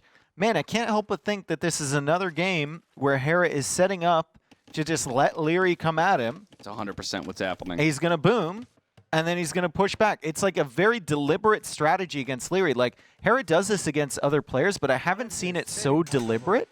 You look at the set yesterday he played against Finch. He was being very aggressive. Yeah, this is also a really stark contrast to a lot of other Citadel games that we've seen played. You even see a third dock now bebeing dropped for each player. Most of the time we see kind of the 2-dock contest on water, but then investment into land military. But because of the walls that Hera already has up, Hera not building any land military production buildings, it's going to be, basically relegated to the water and nothing else and scaling towards the castle edge. Like, I know people are going to say this is all Hera does, and that just proves to me that you don't watch his games at all. Because you look at the set yesterday against Winchester, you look at previous sets, like, Hera is attacking. Hera is trying different things. This is very, very deliberate to me, what he's doing against Lierrey. It's like he's identified that he can contain the pushes from Lierrey, and he can push back in time. It suggests that he stylistically believes this is the best way for him to play against Lierrey's strengths and weaknesses specifically. But yeah, it isn't Hera's only way of playing the game. And so we'll check back in with the galley numbers, and it's going to be 9 to 8 on water at the moment. Of course, only 7 of those being forward here for Lierrey. Making Hera think about having to protect these palisade walls, because that's where here we go, production buildings here for Lierrey. So he's thinking about that's market. That's market, bro. It is. You're right. That's bigger. A big square. It's bigger. That's a big square. I got excited though, because if he's gonna actually keep that wall open, I would love to see him come punish Hera for the greed here. Galleys from Lierrey pushing forward. 10 galleys against 10. Hera's got the extra arrow. Lierrey's got the healing. But if Hera can kill the ships fast enough, the healing won't matter. There's a lot of weak galleys in there from Hera as Lierrey pushes these back. And Lierrey's the first one on the way to Castle Age. Hera still lacking quite a bit of gold to click up to the next age. And he's being pushed back. He's retreating with the galleys. So Lierrey will be able to snipe the fish. This looks so good for Lierrey. This looks so good for Lierrey. Unless the reinforcements come out in time for Hera. I think there's more reinforcements on the way from Lierrey, but I don't know if they're going to be there in time. Yeah, I mean, even at this point, look, because you're forcing more galleys to be produced, Hera can't click up. He needs that gold. He wants that gold desperately to click up. Now he's going to send 2 galleys forward to try and do some damage to the fishing economy of Lierrey. But like you pointed out, Dave, by just hitting the feudal age, he got that extra 2 vil injection. He had the extra fishing ship or 2 working on water this entire time. That's what enables him this castle age timing. And while, yes, maybe at this point he might start to lose out to continued water investment from Hera, he might just feel permission to transition into land as soon as Castle Age is hit, or expand to the 3TC Eco and again beat his opponent to the Imperial Age. So, Castle Age on the way for Hera. How far behind is he? Like a minute and a half. Yeah. It's quite a ways behind Lierrey. Still questions on what Lierrey is going to go into. Hera going for another sneaky dock in the top. 2 sneaky docks right beside each other. So he wants to keep them hidden from Lierrey. If Lierrey was, really thinking about the potential for Hera once he reaches Castle Age, he's going to scout on the top shoreline and look for those. But I don't know if he's really considering that as an option. Right now he's just focused on taking out the current docks that Hera has alive. And still numbers looking fantastic here for Lierrey. 10 galleys out on the map. He's going to go for that early bow stop, but he is investing in more fish, and that could be concerning, right? Disrespecting the possibility of Hera getting back on water by placing those more hidden docks up in the north. Question for me is okay, I guess it's answered. Hera's going to go for more galleys. Yeah. I was wondering if he goes war galley and then goes into fires just to snipe the fish, but it looks like he's going to go for a sneak galley mass behind that because he knows that Lierrey isn't massing up galleys. He figures he's already won the water because he doesn't see the other 2 dogs. Exactly. Exactly. He does see the garrison flags, though. That should make him think just a little bit. That should make him think fire galley. That's true. Yeah.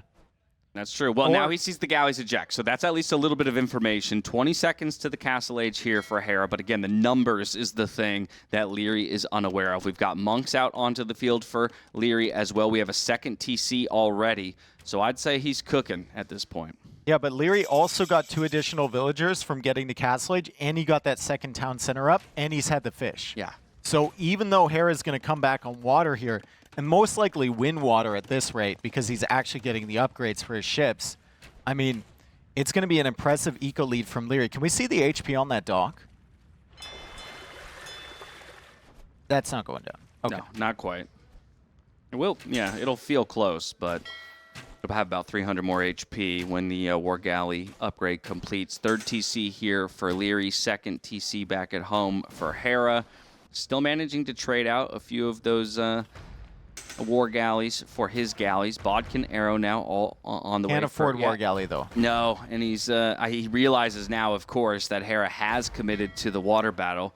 And he will still try to put up a bit of a fight, but I would be tempted to say, although he does invest in War Galley, that Lierrey is probably aware in the long run he might lose this one out, but is happy to continue booming on land. Like, that's really interesting that he does invest into War Galley and Bodkin Arrow.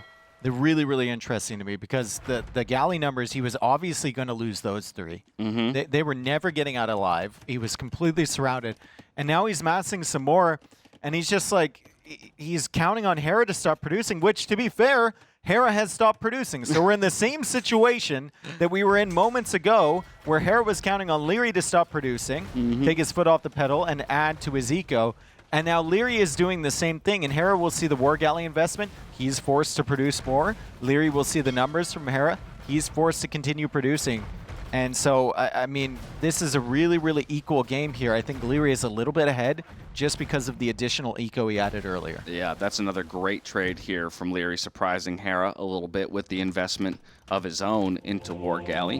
3rd TC just now about to complete. We do have the fortified church up and the immediate relic that Hera gets upon completing it. Warrior priests on the way out to collect as many relics as he possibly can, while Lierrey's doing the same on his side of the map. But you can see the score differential, and most of that is just because of the economy lead that Lierrey is sporting at this point. Yeah, Hera can grab those relics really, really quickly with the warrior priests. I think people make them just because they're quick.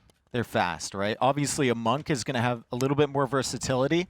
It can convert units. Unless you're worried about scouts, then you might make a warrior priest because it's a little bit stronger against that. But you can just shift-click those, and you can basically guarantee those relics are coming home in a timely fashion. And Hera goes for the far one first. He's going to get 2. He might get the one in the middle. Meanwhile, the water battle continues, and it's Hera with 9 war galleys, and it's Lierrey with 6. Lierrey queues up some more. Hera only with 1 in the queue. He feels pretty confident now. He's pushing all this stuff back. Yeah, at this point, I don't think Lierrey cares that much about conceding water slowly. I see villagers moving over to stone. I see 37 villagers on food. Lierrey's thinking about the Imperial Age, a castle drop, and his classic Citadel push. Look at the eco. 68 villagers for Lierrey. Hand cart already on the way. Meanwhile, on the other side, 55 villagers for Hera. And no wheelbarrow. No wheelbarrow. No wheelbarrow. I'm sure he will add it shortly when he gets the farm count up, but Lierrey's eco, insane. And the resources from him, insane. The extra food from the fishing ships has really helped him keep produce villagers. And even without those fishing ships, 33 on food currently for Lierrey. Yeah, and here come a couple villagers forward with the monks here in the center of the map. Lierrey's going to go ahead and drop an outpost, and then that will help him determine where will be the best castle placement once he finally has the stone to do so. Still needs about 300 more stone to come in before he can place it. Town Watch extends the vision there. Sanctity helping out with the monks, making them just a bit stronger. There's the wheelbarrow you were asking for. Checking in on the relic positions there in the center of the map. Those will likely go to Hera, like you said, because of the warrior priest. Because of the water control as well. Yeah. Really tough to justify going over there if you're Lierrey because all your crossings are being blocked, right? So Lierrey is going to have to focus on land. He's going to try and go up to Imp fast. He's going to get the castle down forward, and he's got the outpost forward as well, so we can see what Hera's up to. Yeah, meanwhile, University to click. Hera's going to the middle. So Hera's taking relics. Hera's taking control of the resources in the middle. Lierey's just going to push his face in and hope for the best. And we've seen it on game number 1. We've seen it on game number 2. We saw it on game number 3. And we're about to see it on game number 4 here. I think this is more similar to game number 2 because Liereyy has a big lead. Yes, a much bigger gap to the next age, without a doubt. And again, with that Imperial Age timing and the fact that there's just no land military for Hera means that the castle can really go wherever he wants it to be placed. Teching into skirmishers to start, a nice little ranged unit that he can use just to buy some safety for those villagers when he eventually sends them forward. Here comes Elite Skirm, plus more of the Archer armor. On the other side, Hera's just doing work to try and catch up in the eco upgrades. Yeah. And he's got 42 on food now. So Hera's done a phenomenal job. Hand carts in, right? Brings in all the relics. He's got, what, 5 relics now? Probably the last one is in the center there. And then there's one over on Lierey's side, which he hasn't collected just yet. But still, Hera's building himself up. He believes that he can push Liereyy back if Liereyy tries to be the aggressor. We'll see if he can. I think Liereyy is in a really great spot, assuming that that castle goes up and he can start making trebs right away. This is pretty rough for Hera. His Imperial Age click is delayed because he doesn't have the second building just that yet. is rough. He's been sitting on the resources for a while, but what could have been maybe a minute and 30 differential is only becoming a bigger and bigger one. He's not going to be surprised by this castle position as he has his own outpost out there, but this is a free castle placement, and Liereyy dedicated more than enough villagers to get this up. It will be up just in time for Imperial Age to come through, and there's going to be 2, 3, maybe even 4 trebs out on the field before Hera has a way to respond to them. Yeah, he had to build that university in the back. He had the fortified church, but he did not have the university, and that really, really delayed his timing, like you said. Now, I'm wondering what Hera's going to go into, because I saw the infantry armor come up for just a second. Just a split second there, I saw the infantry armor. And he's making some more warrior priests, and he's adding another fortified church at the back. So I think maybe that fortified church is to move. And that's relics. what the warrior priests are for as well. Yeah, Because that fortified church is in a risky position. I'm thinking, like, there's no way you're going warrior priest spam, right? No, there's absolutely no way, but it makes the more new sense fortified now. church is now being nicknamed the Vault, and he's going to go ahead and take those relics and lock them away in the vault at the back of his base. He's making more barracks, though. He's getting the infantry upgrades. It could be Farader's champions. It could be the 100 HP champions mixed in with some halbs to try and push back all this stuff from the Bengalis. He's trying to transport his relics around as the Imperial HTC is at the back, not a threat to go down. And Liereyy, in classic Liereyy fashion, is just going to head in with his skirmishers. He's going to look for whatever damage he can do with this little group of units. He'll get some information as well. Yeah. Might see this warrior priest transporting the relic all the way back there. Well, now he knows it's champions. He sees 2 extra barracks. That's all he needs to know. He 100% knows that this is going to be Farader's champions. And again, there are so many techs. We were trying to count it all up the other day before you get to champion. It's like, over 10. Yeah. Yeah. It's like close. Yeah, it's close to near 14 different if you want to have a fully maxed champion. And that's a lot of time dedicated. Only now just going for the man-at-arms, getting that second armor upgrade. I do like that he has, I believe, 2 blacksmiths working for him. So that's going to shorten the time that it takes to get to that point. There goes the fortified church. 1 TC already down. The second one under fire. Liereyy still with a really nice eco advantage and way more military. It's going to take a near miracle for Hera to wiggle his way out of this one. Granted, he has moved a lot of his economy to that central Citadel island, and that could be a saving grace in the long term. Liereyy got him. Liereyy got him. And speaking of techs, you can't really get the techs if you don't have a blacksmith. So Hera needs to build another blacksmith. He's delayed. He's, you know, going for Faraders now, but I mean, it's Farader men-at-arms at the moment. He doesn't even really have many on the field. He's got 4 of them. And Liereyy is pushing his face in. As we said, the skirmishers in the back, really, really distracting Hera. He has to send the men-at-arms back there. Long swordsman with 90 HP. You'd never seen it before. Yeah, and this is difficult though because of that. Because of sending those skirms in, getting a peek at those barracks, it made it so easy for Lierrey to make his next unit call, which is going to be those elephant archers. Already up to 14 now. These things have tremendous amounts of HP. They're still very good at protecting things like trebs against infantry, which slowly make their way in. Here goes the castle already down. Things are looking tough here for Hera, only at 86 villagers through all of He's this. got the middle, he's got the water, he's got the relics. I don't think it's enough. I mean, he's lost all of his farm eco that we were talking about earlier. You need good food eco to get all the technologies and then start spamming out these champions, if they're even going to end up being champions. Right, 31 food in the bank, or 31 farmers rather, 200 food in the bank, but not enough numbers at this point. And now look, all 6 of your barracks are within range of these Things are strong, though. These things are tanky. Like, they will take a long time to kill the elephants. It's going to be like the movable object against the stoppable wall, right? Like, the champions will take forever to die. They're not attacking. And the elephants will take forever to die as well. Okay, how many trebs go down here? Looks like 2 if he targets them properly. 2 of the trebs will ultimately fall. He needs to keep the production up. He's got 4 in the queue, 10 on the field. Huge. Yeah, elite elephant archer is massive. Gives and him some more more production DPS. buildings are going to go down. It just doesn't look like Hera has the time here to get to the army composition that he wants, and that will give him an opportunity. He's still going to try to stay alive for a bit longer in this one by spreading his economy out, making his way more towards that central island, dropping more TCs and picking up some of those important resources. But I'm more concerned about the food count and the food economy. It's at this over. point. You have no space. It's over, and you're going to lose your relics at the back there. If Lierrey keeps pushing with these trebuchets, he's going to run out of targets to hit, right? Maybe he goes over towards the middle. Maybe we see finally a Citadel game where, you know, you can survive on just the wood in the center. There is like 18,000 wood, I think, in those little trees in the middle. But I don't think it's going to be this one because Hera is down to 14 two-handed swordsmen. Lierrey has 120 villagers behind. He's making the tech switch into light cav, and critically, he has 31 elite elephant archers. Yep, those will sit under that TC forever if they desire to do so. We see more and more of the barracks He's rebooming going in down. the middle. Can we get a check on how much wood is there? I think I know the number.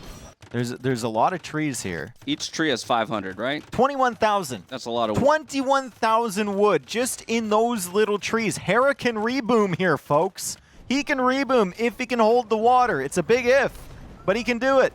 Yeah, right now he's got 3 war galleys, so probably not enough to survive an assault across those shallow waters. And the elephants now splitting out into 2 different groups. We've got light cav on the field. There's an attempt at some raids here. Please just kill the fortified church with the relics in it. Don't tell me Lierrey's going to turn around and leave. There's 3 relics in there. He might not go for it. Hera might just have those. Lierrey's going back on water. Yeah. Beautiful. Yeah, he's focused on I think far more important things in terms of ending out the game, realizing at this point that Hera has ran for safety and refuge there on the Citadel Island. Hey, man. He's chopping the trees. He's farming. He's raiding with the champions, and you can see how much HP they have, how hard they are to kill. They're killing villagers at the moment. Eco KD is 72-30 in favor of Lierrey. And now Lierrey is going for the fortified church. He just wants to eliminate absolutely everything. Hera's stuck in the middle. He's fortifying the Citadel. He's going to try and hold the line. He's going to try and hold the keep against the wave of army coming from Lierrey. Yeah, but Lierrey's known it. He confirms it with this elephant archer, and now the rest of the military starts making its way across the bridge. Yes, there's a couple of galleys here. It's not going to be enough to deal with the fires or the land military making their approach. Just needs to get that trebuchet in range of the castle. And I have a feeling that will be the moment where Hera is willing to resign this game to defeat. It's that's the magic ACCM. number, right? Yeah, Come on. Even ACCM might have tapped out here, but Hera is still at 90 population. He believes he can do it. There's plenty of resources there, and the champions are cheap. The champions are very cheap. Yep. Very, very cheap. Champions are cheap, but 25 on food, 1 on wood. Hera, I think, realizes that this one is not to be his, and we're going to a 5th and final game. Wow, they're excited. And still nothing to be said? Still nothing to be said? I can't. I fully expected Lierrey to say like, bro, behind my 5K. Like, come on. That was so over. Yeah, well, this series ain't over yet, I tell you that much. Yeah. And Dave, I'll just remind the viewers that at the top of the set, before a single map had been played, you said Lierrey 3-2. Yeah, I did. Now, the way Hera is playing in this tournament, and specifically today, it's going to be a very tough task. Like, Lierrey got ahead there because he clearly took advantage early of the water battle, and Hera had a momentary lapse in production of his galleys, right? And Lierrey was able to snowball that. But on a map where you don't have the water control like that, on Arabia, where you can't snowball something like that, it's going to be very dangerous to play Hera the way that he's currently set up. And the way he's been playing Lierrey is just wall, wait, push, and then Lierrey, unfortunately, can't deal with it. Yeah, but both of these players are undefeated in sets in this tournament for a reason, right? The best performers here so far. We're going to a decider match. We're going to go to one more commercial break. When we come back, we'll see which of these players is going to suffer their first defeat and which one will come out victorious and take sole possession of first place in the tournament. See you here in just a bit. And now, a word from our partners. Look, you know how exhausting it is to control all our fine electronics at home? Well, I think I found the perfect solution. Elmo, come here. Come here, boy. Sit. Hey. That's a good boy. You're fine. Sit. More. Couch lamp. On. It's a good boy. Come here. Sit. You're fine. Hello. Couch light 2. On. Good boy. Elmo. Couch light 1. Off. Couch light 1. Off.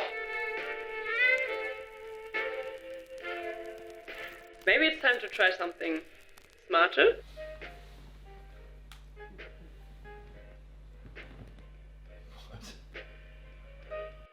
Say hello to smarter lighting. Hammer Smart Lights bring voice control, energy efficiency, and 16 million vibrant colors right to your fingertips. Oh my, what a terrific alternative. More smart, more home. Hammer.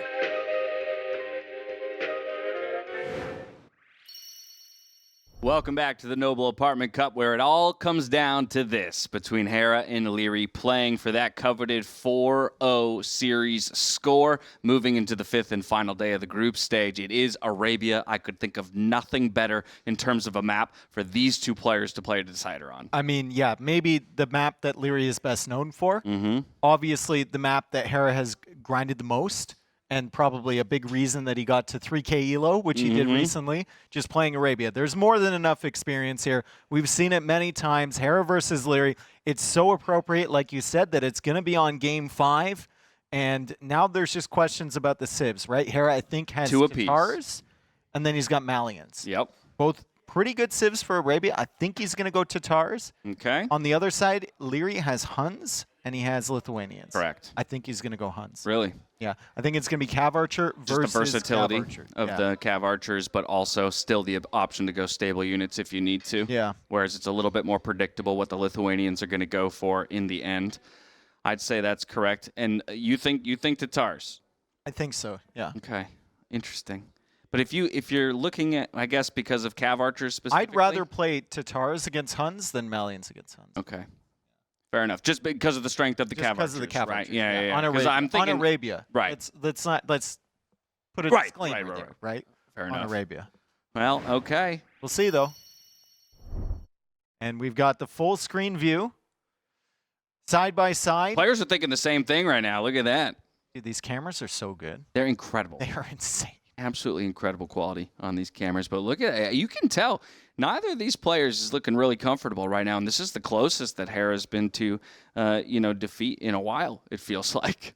Yeah, I mean, in a big event anyway, in an S tier event. Yeah. I think last year at NAC in the group stage, he had a really close set against Tato. In my opinion, the best set of the entire tournament.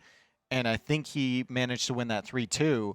But every game was like this. Like every game was just back and forth, craziness, long games, and he managed to pull out the victory. So we'll see if he can do it again. Lierrey, I mean, he's been playing incredible, and if he can stick to his pressure and carry that into the Imperial Age, he's going to win the game. Unfortunately, on that high-tide game, he couldn't really make use of his units in early imp.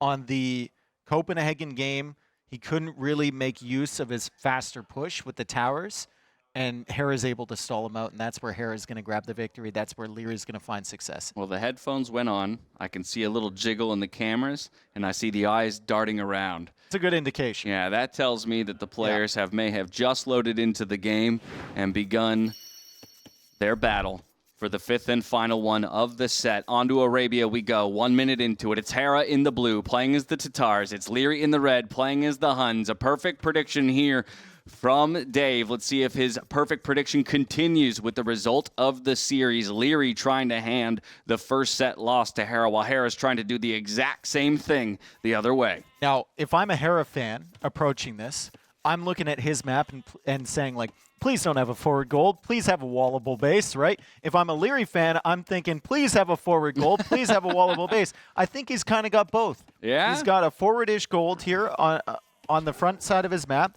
but it is behind a wood line. And you can see the walling potential already for him, right? Lierrey, also with a really solid map. Wood line in the back, gold in the back, deer quite close to the TC. Yeah, front berries is the only thing you could criticize, but honestly, it's a really nice nestled position back there between 3 wood lines. Front berries doesn't really bother Lierrey that much because he's the guy that's pushing forward most of the time. So, like, most of the time, his opponent's attention is at their own base and not at his, but it still is a rough one. There's hills all around it. Wide open. While we're working our way through the Dark Age here, we need to take a moment to appreciate Vodka, our observer. Oh, yeah. Always on point, even there, showing us very early on the options for walling of each of the players. He's a better player than both of us. Oh, but he could probably 1v2 us. I mean, he probably could, yeah. And, like, Vodka's an extremely talented Age of Empires player and also really great observer, and he put in probably 13 hours yesterday? And he's looking to do it again today, my friend. I will be looking to deliver him some coffee and some food if he's in need of it after this set. But either way, this set has delivered, and I think it's the kind of set that gives you energy in a lot of ways. When you're watching 2 top players play near the top of their game, Feudal Age on the way for both players. It's Hera this time around who's got a small advantage in the timing, but not much, that you would necessarily consider to be concerned about. 18 vills apiece. Now, I don't know enough about 9 Villager Arabia and where the builds stand now because it's not something you commonly watch outside of these big tournaments, right? But Hera not even going for a mill on the berries there. So Hera is just, I think, fully taking advantage of the Tatars, the fact you get a little bit more food from all the sheep, and he's bringing in more sheep. He can make do without the food from the berries, which means that he can go out for that mining camp as his second Dark Age building. He can go maybe even for a second lumber camp if he wants, but more likely just faster barracks and maybe a faster archer range or a stable, probably a stable. Yeah, that's really intriguing how it affects the build, right? He's had 1 vill on gold for... Oh, he's on gold. Okay. Yeah, so for a pretty extended period of time. That's right. So he's going archer range. I'd be interested to know how quickly the blacksmith comes out. Hera. Okay, well, here comes Loom after reaching the Feudal Age. There's the archery range, a little bit of a completion on these forward walls. That's going to make the base very defensible and give him an opportunity to build up those archer numbers that we expect to see because of the Vill on gold. Of course, Lierrey now swooping in to get that scouting information at just the perfect time. And right after Hera gets Loom, he went up without Loom. Yep. So that's why he had a little bit of a villager lead over Lierrey. And right as he's walling up there, Lierrey comes around and Loom comes in directly after Feudal Age. So Hera timed it perfectly. Okay, Spear on the field, Archer in the queue. It's scout production back at home here for Lierrey. That's not going to surprise anybody. Did manage to sneak in the wood upgrade, while Hera hasn't gone for that just yet. That's the struggle when you don't go on berries. That's the struggle, and he's trying to get the food in from the herdables, but he doesn't want to spend the wood for the mill because he wants to spend the wood on the super fast walls. Yep. So it's an incredible build from Hera. It's really stretched to the limit. Unfortunately, we're just going to see Hera fully walled again. Yeah. Hey. Or if we want another hour-long game, maybe it's a fortunate thing. Who knows? There you have it. And yeah, these walls are nearly complete, just extending to both edges of the map here with palisade walls. We do have 2 scouts forward, but the spear is on the right side. Ooh, nice little timing there from Hera to block the scouts. Hera getting really, really close to the scout with the spearman, but he's not able to kill it. Yeah. And Lierrey is now in with 2 scouts, which could be incredibly annoying. However, Hera just now going for the mill and does have a couple archers. He could sneak forward towards Lierrey's base. Yeah, brings his scout back just to track the 2 scouts here of Lierrey. He's already gotten the walls up, it looks like, on the right-hand side. Archers eject, looking for some damage. No fletching, though, so these scouts will just continue their, circles around the base, getting information, making Hera think twice about ever letting them out of his vision. Better res collected overall for Lierrey. And that's probably because Hera spent so much time walling earlier. Now Lierrey is walling right now, so it's going to even out a little bit. As Hera still doesn't have the wood upgrade, still doesn't have the farm upgrade when he's trying to sneak in those first few farms. So kind of falling behind a little bit on the eco because the build was so tight to get the archer range up, the archers out, and then the walls down at the same time. Yeah, and if you take a look at the mini-map on the other side, while Hera's continuing to focus on these 2 scouts, the walls are nearly complete for Lierrey. And so both players are going to have incredible safety at home, and this will allow them to build into their desired compositions and strategies. Live walling from an Arabia near you. Live updates on the mill, and Lierrey still isn't walled between the stable and the barracks, but he's going to be fine. Yeah, that was my like, commercial voice. No, that was good. Okay. That was good. Well, because we don't really have anything now. No, that almost rivaled T90 and his animal noises. Nothing rivals that. It's embarrassing. Either way, here we have these scouts slowly getting whittled down. Look at Hera trying to bait the. I know, like he's right? trying to bait the. Pulling scouts back into come the back to archers. Yeah, but he knows that Lierrey has more HP. Yep, I like that. The 1 skirm garrisoned. If Hera ever does make it forward to get some scouting information, he's not going to know exactly what Lierrey has committed to. Lierrey's like, I'm going to die, but before I do, that scout is going down. And he knows, he knows Hera doesn't have a stable. Lierrey doesn't have a stable. If you don't kill that scout from either player and it manages to explore the rest of the map, it's going to be a really, really good resource, especially later when monks are mixed in. But look at Hera with the spearman. He's done this a few times now, especially on high tide. Yeah. Uses the spearman with the line of sight that it has to explore the rest of the map and figure out what his opponent. But he has no idea what the investment is in that archery range. No, he doesn't. But he'll see the blacksmith coming up here with the spearman, and he'll know that it's not too heavy. It ain't that deep. Right. And he'll see the score drop, so likely he knows that Lierrey's already on the way to the castle age. And I don't think it's any secret that the Huns are going to make their way into cav archers. No, not at all. So we're going to have cav archers, probably 3 archery range production, right? Pretty standard there for the Huns. Or maybe he sticks on just 2 if he wants to go for an extra TC and save the extra wood.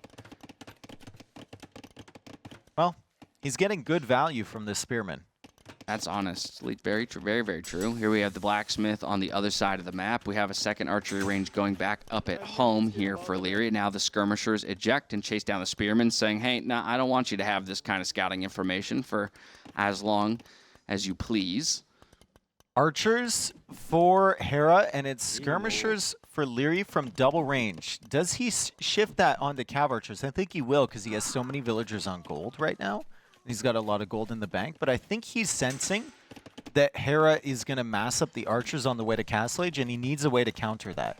So the question is whether he invests, number 1, into Elite Skirm, or if he's just going to try and stall out the crossbows until he has enough cav archer numbers to deal with them. And you can kind of stall them out with just regular skirms. I mean, the good news right now for Lierrey is that there's been no investment into fletching or armor yet on the side of Hera. Of course, still a minute and 40 to go to the Castle Age, so he could squeeze that in before he makes it to the next age. But also just working on 1 archery range production here. Yeah, what's for the Tatar percentage, player. I wonder, on that archer range? Like, the percentage on the archer range from Hera should be insane, right? Well, that's the last minute. We can see all time there. 86.89%. That is kind of insane. No, that's incredible. All right, there's your answer. It's elite skirm on this side here and for then Cav Lierrey. Archer follow-up. Okay, yeah, makes sense. With the Huns, a lot of other civs, you want to make one thing. But with the Huns, they're so flexible. And, you know, you get that eco boost for not having to build houses. You're never getting houses along the way, etc. You're probably playing 1 TC most of the time, at least in early Castle Age. You can afford to go for Cav Archer, Skirm, Siege, Knights. Like, you can mix it in on average a little bit earlier than other civilizations can, as that bear has... We thought the Spearman had a big line of sight. That bear's got... It's on a mission. Hungry. Trying to save up for the winter. Well, winter's coming. It's already here, it looks like. That bear is toast. Crossbow, Bodkin on the way. No surprise there. The numbers are looking pretty good with 15 archers on the field. Just putting out a knight or two as well to complement those archers. I think the question becomes if either player feels like they can reach for a second TC. Not in that position just yet. We got to be tracking these if we're Lierrey. He's missing out on this. Where are the skirmishers? The skirmishers are looking. Look at all the areas on the minimap he's patrolling around. Like, he's like, I know these archers are out here. Where are they? And then suddenly they appear at the front side of his base. He explored everywhere but the shortest path from Hera's base to his own. Bringing them back now, though. He's bringing back 5 more skirmishers to reinforce here. The knight comes forward, though. That'll be good against the skirmisher 2 Cav archers play. dead. Oh. Because he didn't see that. Because he didn't see it. He didn't track it. He didn't expect Hera to just make a beeline from his base to Lierrey's. He thought he would be sneaky.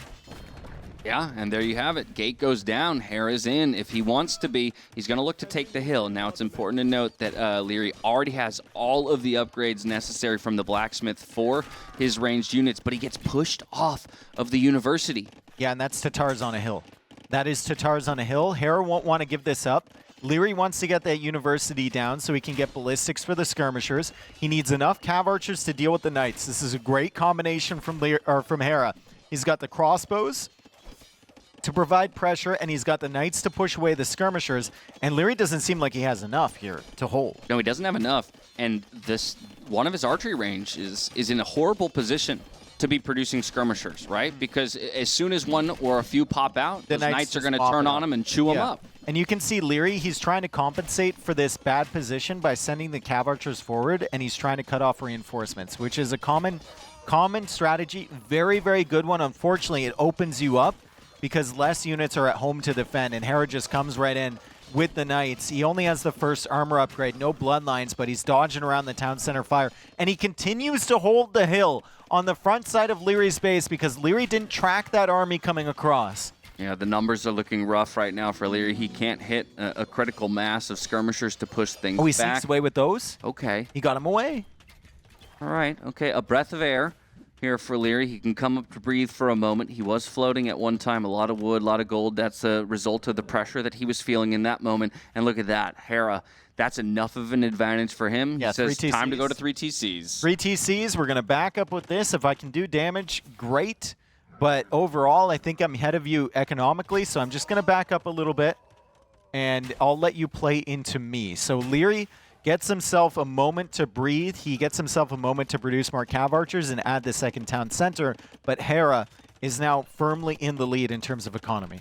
Yeah, and through all of this, Hera was able to get that horse collar earlier in the feudal age before placing a bunch of farms. There's been no horse collar on the side of Lierrey this entire time. So as farms expire, really what that's going to do is it's going to eat into his wood count and make it that much harder to keep up the production of the Cav archers along with things like ballistics, which is just coming in now. Yeah, if you assume that, you know, he runs auto farm, which I don't think he does, he'll probably just take him off and put him onto wood and gold. True. All in Cav archers, baby. The doubt technology, right? And so what it might have to be here at this point, because you did kind of concede a little bit there to Hera, a bit more than you wanted to by giving him that hill. Now Hera is going to rush down a siege workshop as Lierrey works his way forward to take his turn at pressuring his opponent.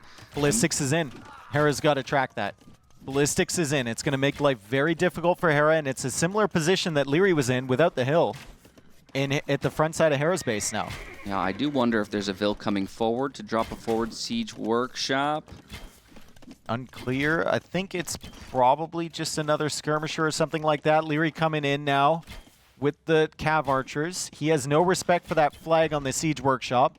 And the Scorpion is actually going to push him away. It's not a Mangonel, and it is a Vil. The Siege Workshop is coming up behind this. All right, well, again, sensing that he's behind, right? Sensing that he's behind, and now he has to deal some damage. He's going to look to do it with Siege while keeping 2 TC production, rather, and 3 archery range production of those Cav Archers. The numbers are climbing. We're up to 18 Cav Archers. I would love to see a stable if you're Lierrey. Just for a couple nights, you could really surprise Hera if you do it now. I think if Hera has a moment to kind of reset his eco, he's going to add a monastery and start thinking about counters to potential knights coming in to snipe the siege. But at the moment, you can push the crossbows back with your Cav Archers, you can snipe the siege with your knights, and Hera's knights aren't very strong right now. So it could be an option, rather than just going 1-for-1 with the Mangonels. I mean, at the very least, he still does have his original stable back at home, so even just producing from there would be decent while the journey's a bit longer to get across the map. We already have a Mango on the field here for Hera. We've got one in the queue for Lierrey, just kind of dancing around this initial choke point here. Isn't willing to dive in deep and try and threaten the eco of Hera just yet. Now we have Elite Skirm, first armor upgrade here for the Archers coming in for Hera. We've got Wheelbarrow to follow. That's going to pay dividends in the long run, as long as he doesn't take too much damage from the push that's about to hit him. So Lierrey is just one Mangonel. Now Horse Scholar coming in, which is nice. You pointed that out earlier. That's going to hurt the first round of farms, or second round of farms we might even be on. So far, it's good to see him getting his eco-techs and keeps producing villagers, although he is still behind Hera. He snipes that Mangonel. Great job from Lierrey to dive in there, and he snipes another one. Excellent job from Lierrey, and the crossbows are going down, which would make those knights I'm talking about even more effective. Hera is teching into skirmishers, and he still has weak knights. Yeah, that's a huge find for Lierrey overall. Trading 1 for 2 in the Mangos, plus getting an extra shot onto some of those crossbows, trading out a few of their lives. Most of the Cav Archers still looking relatively healthy. Now he's going for Wheelbarrow back at home. He's got another Mangonel coming forward. Probably just going to continue to threaten the production buildings, maybe batter through some of those walls on the side. It's just palisades over on the right-hand side. There might be a point where he tries to break through with those Cav Archers. Yeah, even a group of 5 would do amazing damage to any. Lierrey has no chill. Lierrey has no chill. Like, he's going into the base. I can see Tristan just pointing at the screen right now. Like, what? How is he going in there? There's a Siege Workshop with multiple Mangonel Scorpions and Skirmishers, and Lierrey just comes in. Yeah. He doesn't care. Yeah, he's playing wildly at the moment. Okay, here we go. Wait, those were deleted. So actually, it's the Knights who are coming out. It's the Knights who are coming out, but I don't think Hera had a Monk, so he wasn't healing up those Knights. Lierrey trying to get value against the Skirmishers. He misses the shot there. He's going to get the Mangonel, but the Cav Archers are pushed away, and the other Cav Archers that were part of that raiding force need to leave. Hera trying to sneak out with the Knights. Lierrey realizes he's trying to sneak out. Those Knights are pretty weak from before. I think Lierrey should stay forward with the Cav Archers and just keep an eye on the mini-map so he can deal with those Knights when they actually arrive. Yep. Yeah, he's shifting around to this other TC. Look at the gold positions for Hera. There's a gold right here. There's another gold to the left. And then there's a gold where Lierrey's sitting right now. Yeah, that's going to be tough in the long term, right? If he can't buy himself some space and some breathing room. Of course, I have to remind everyone to take a look at the top of your screens, the scoreboard there. It's 95 villagers to 81 here on the side of Lierrey. So Hera has built himself a nice lead there, collecting 3K more resources over this period of time. A phenomenal snipe onto that Mangonel allows Lierrey to continue the pressure on the TC and one of those important gold positions. Lierrey's got, I keep looking up at the stone counts for both of them. Lierrey 0 stone, Hera 0 stone, and I don't think Hera even has access to stone. Lierrey has stone. I know. I was looking at, I don't think that's actually a thing. Who knows? No, he's just got a TC over there. He completed the TC. I'm thinking about a castle in this center area because you look at the resources. Hera needs to push out. He's running out of gold. He's running out of time here. He's massing up camels. He's massing up skirms, siege, everything. He knows that he's on the clock here. Lierrey is controlling the center where all the valuable resources are sitting, and a castle in that area could deny so much for Hera. But look at the resources again. Lierrey, as he so often is, thinking about going up to Imp as he snipes another Mangonel from Hera, and there goes another Scorpion. Here come the camels, though. Oh, yeah, this is a good number of camels. We do have 2 monks here looking for conversions. One coming through already. Looks like the second one will complete as well. But the mangonels are going to go down. That's a huge shot by Hera onto the Cav Archers. Huge shot by Hera, huge shot by Lierrey onto the skirmishers, but Hera's bought himself some time.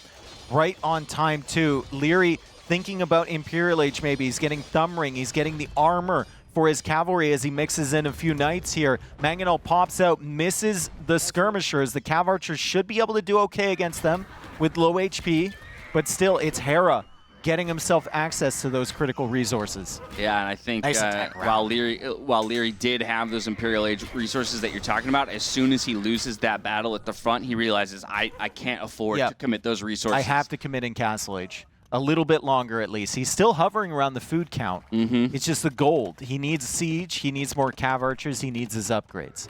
Yeah, but has moved more villagers onto stone. So is the first player that's truly thinking about a castle position of some kind. Whether or not that's now more defensively after losing his You could still get a good one in the middle. There's 2 golds there. You could still get a good one in the middle. Hera's securing the gold on the left, and Hera finally pushes out to the stone at the front side of his base.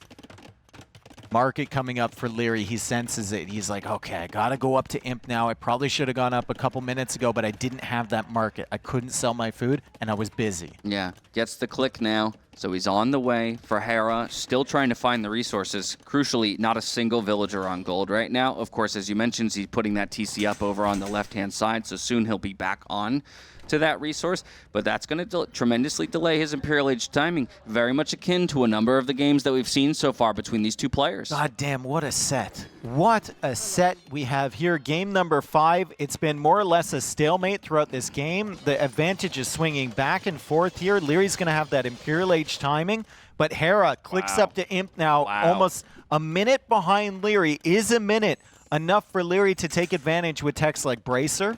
Maybe he could get him with some cavalry. Maybe he could get a castle down. Doesn't look likely at this point because he only has 330 stone. Yeah.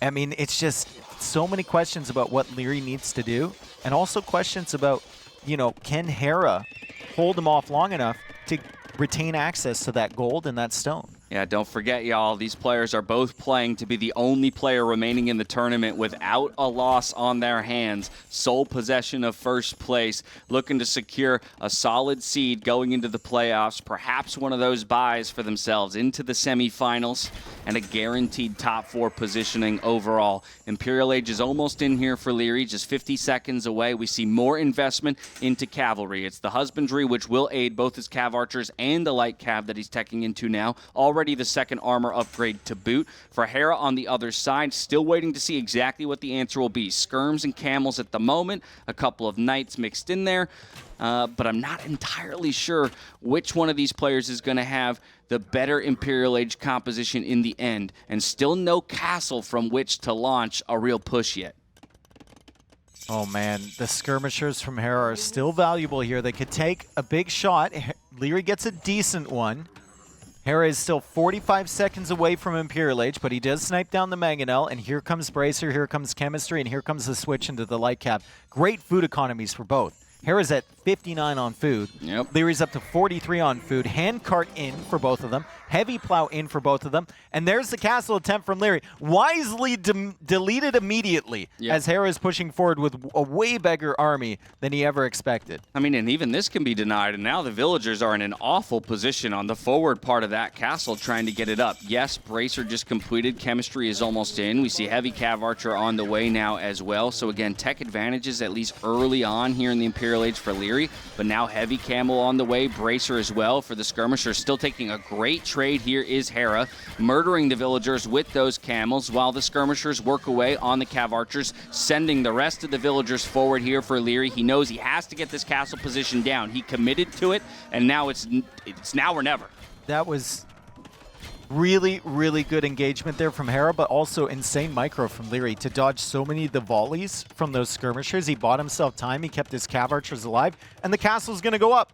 The castle is going to go up here. It's not in the greatest position, but Hera taking advantage of those knights that he saves so often in this game, and he's actually getting a great raid on the side. Great awareness here from Hera as Lierrey manages to quick wall that off. Clutch walling. Beautiful play from both. Hera also contesting on the side. We have the outpost wars on the left side. They're doing all the right things, both of these guys. Hera falls back for a moment, getting heavy camel. Lierrey now sensing an opportunity to potentially push forward as Hera tries to go for a sneaky castle near that stone, and Lierrey won't be able to see that. Yeah, we might be settling for another long one here, Dave. Both players, obviously, in the 5th and final game are going to be reticent to let it go and admit defeat at any time, and we seem to be trading different sides of the map, right? Lierrey kind of extending out towards the left with his castle, Hera looking towards the right-hand side. Going to be difficult to launch any trebuchet pushes from their current castle positions, so likely building up the stone in either case for a secondary castle, and we begin creeping forward from there. Oh my god, look at the eco from Hera. 63 on food already. He's got 20 on gold right now. And we know the gold positions are a little bit risky for him. I think he's only now the first relic coming in for him. So that's a lot later on average than the other games. But still, he's starting to expand. He's starting to think about long-term gold supply, long-term resources.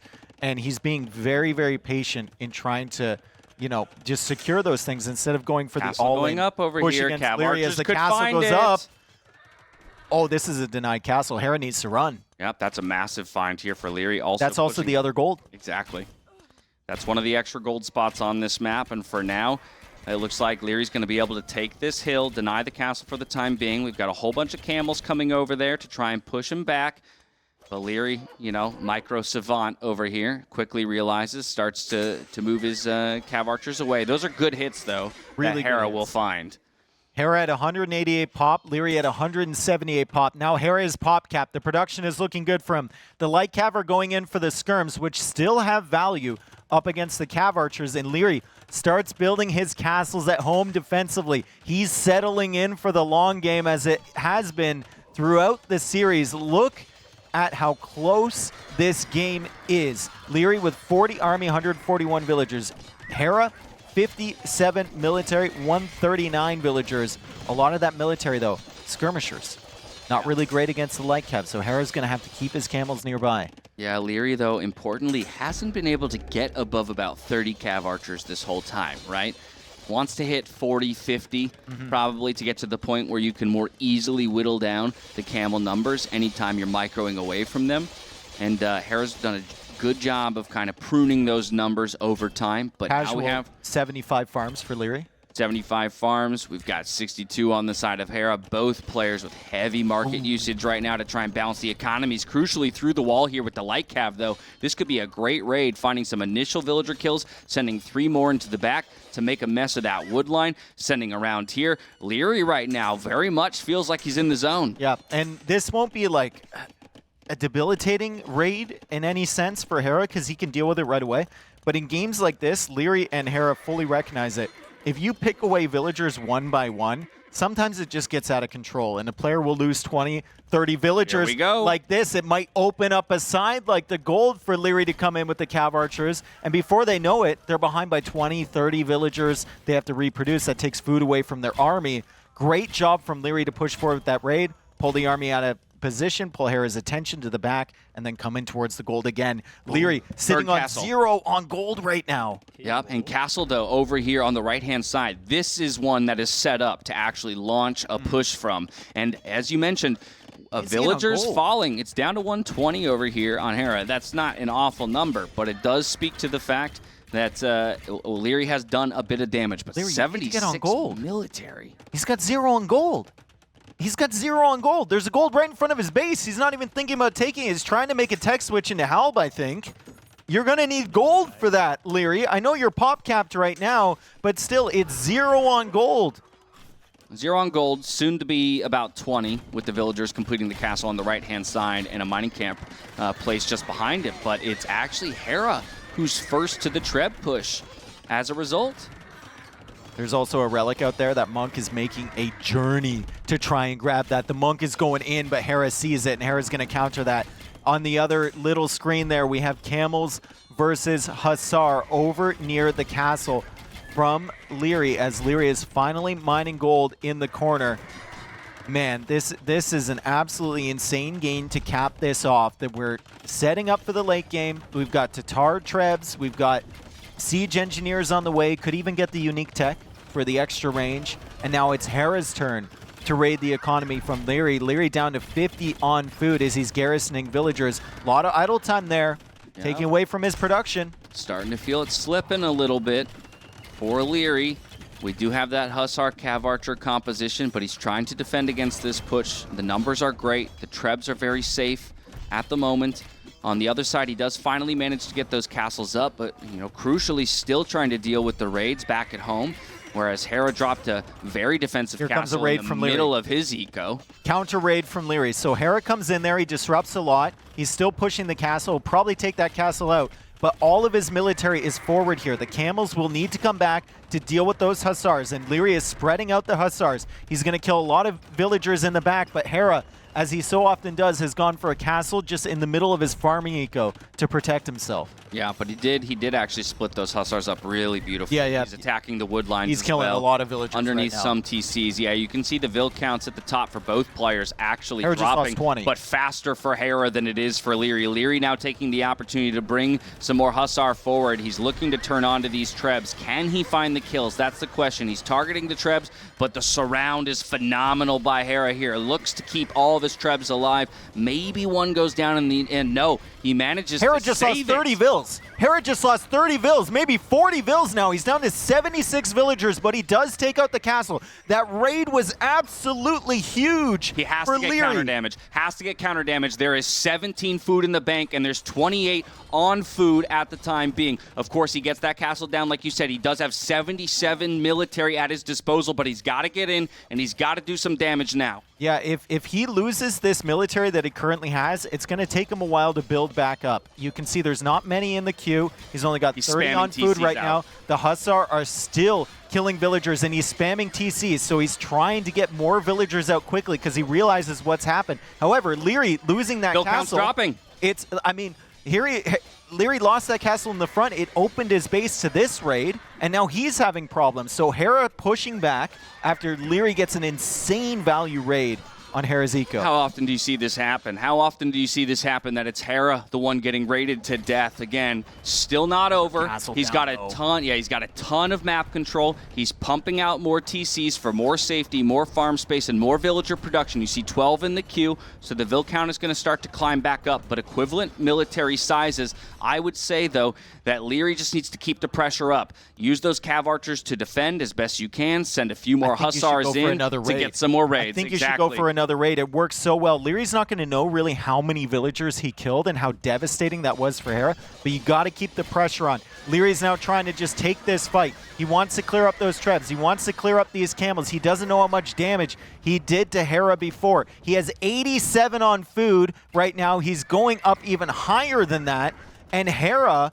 is down to 43 on food. He can't really keep up the Hussar production, and here comes Lierrey for another raid. Hera has to respect this. The Treb positioning has just been phenomenal for Hera, it's been right? amazing. He gets one castle down, he rotates immediately, threatens another. You can see on the right-hand side, only 2 castles remaining here from Lierrey, and that's also going to open up more avenues exactly for raiding. This is a great trade here by Hera, just chewing through each of those Hussars.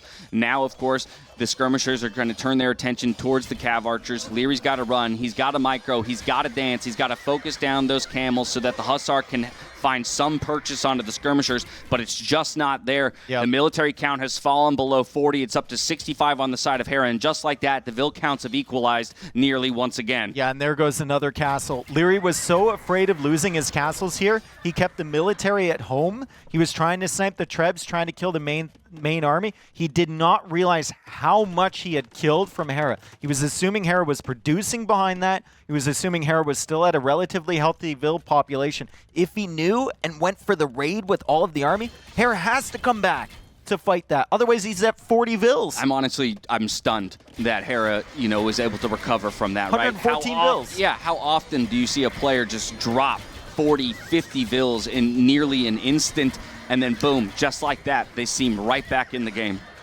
Wow, the extra TCs was a stroke of genius there from Hera to just keep the villagers coming out. Lierrey still sitting at 27 Cav Archers. The micro has been fantastic, but he's struggling against the camels. The Hussars, nonetheless, keep producing. Lierrey's still with 80 on food right now. He's sending them in to die, but the Cav Archers are getting kills behind. Still, it's Hera with 4 castles defensively, town center is set up everywhere. The raiding potential is falling here in Hera's base. It's just so well built. Meanwhile, Lierey's base seems wide open. Yeah, but it still feels like something you got to go for at this point. I don't see what other options you have. Of course, now Hera, for the first time in this game, or at least in the last 10-15 minutes, feels like, okay, now I can start to split some of those hussars off. I can start raiding your important resources. I've removed all but one of your castles. You only have 4 TCs with which to garrison your villagers. There is a raid going across the map on the other side, and it's beautifully walled out, but he does manage to chew through the gate.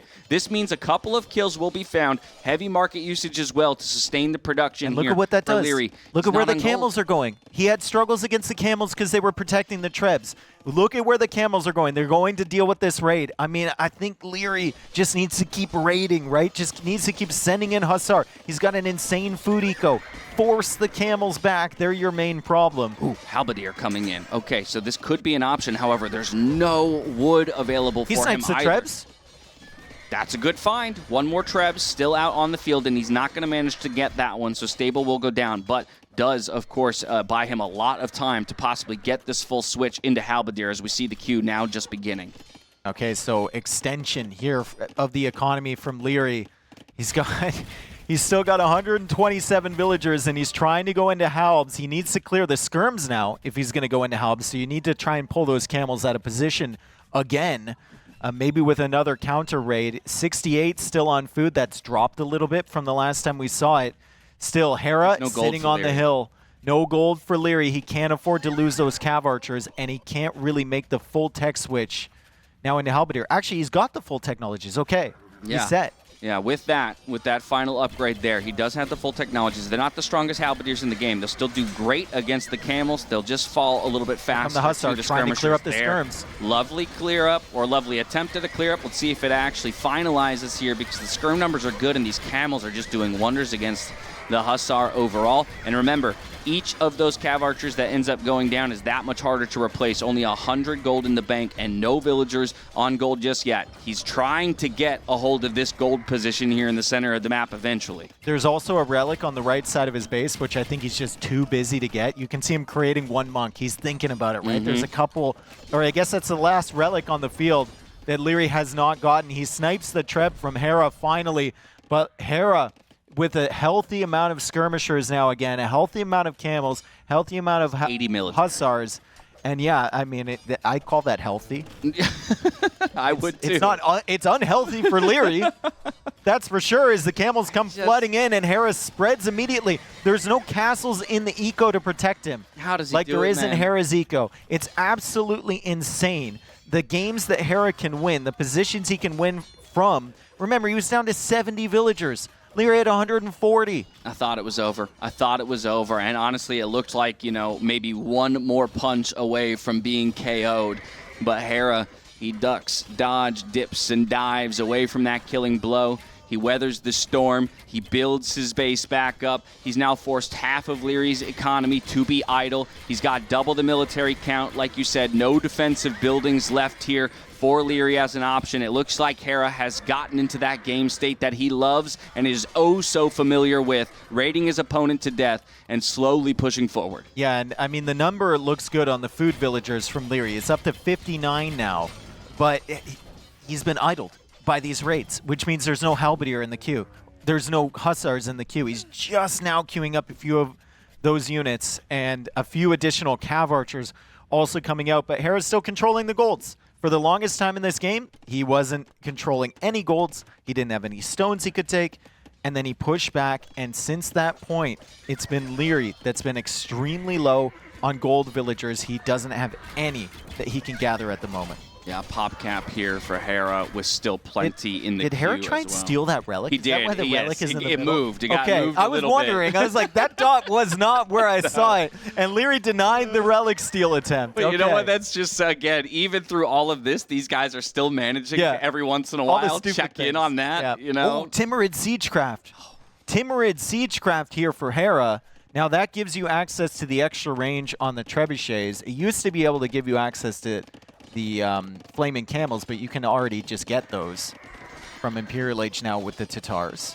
Right, and I believe he got Siege Engineers earlier, right? So these Trebs can, you know, shoot from a screen away once they come back out onto the field, and that will be the final unit in the unit composition that Hera needs to close out this game.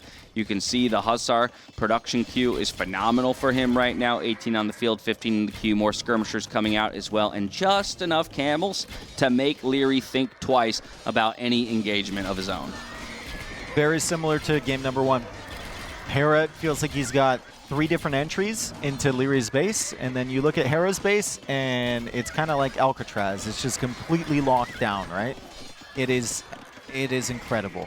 You know, once you get in, there's no escaping. Yeah, that's for and, sure. and Hera just plays towards it. Like, he doesn't even think about going for a castle forward. He doesn't think about it at all. He's got faith in himself that he can make it work. He laid imp, and that's exactly where we are. And guess what? He's making it work. Yep, here comes the first of those Trebs. Only 1 Treb on the field so far, but the army comp looks good to defend it. The villager count is in favor of Hera as well, and Lierrey begrudgingly taps out of this one. It is a 3-2 victory in the end for Hera. That was a solid. It was a very solid dap, by the way. And what respect shown between these two competitors.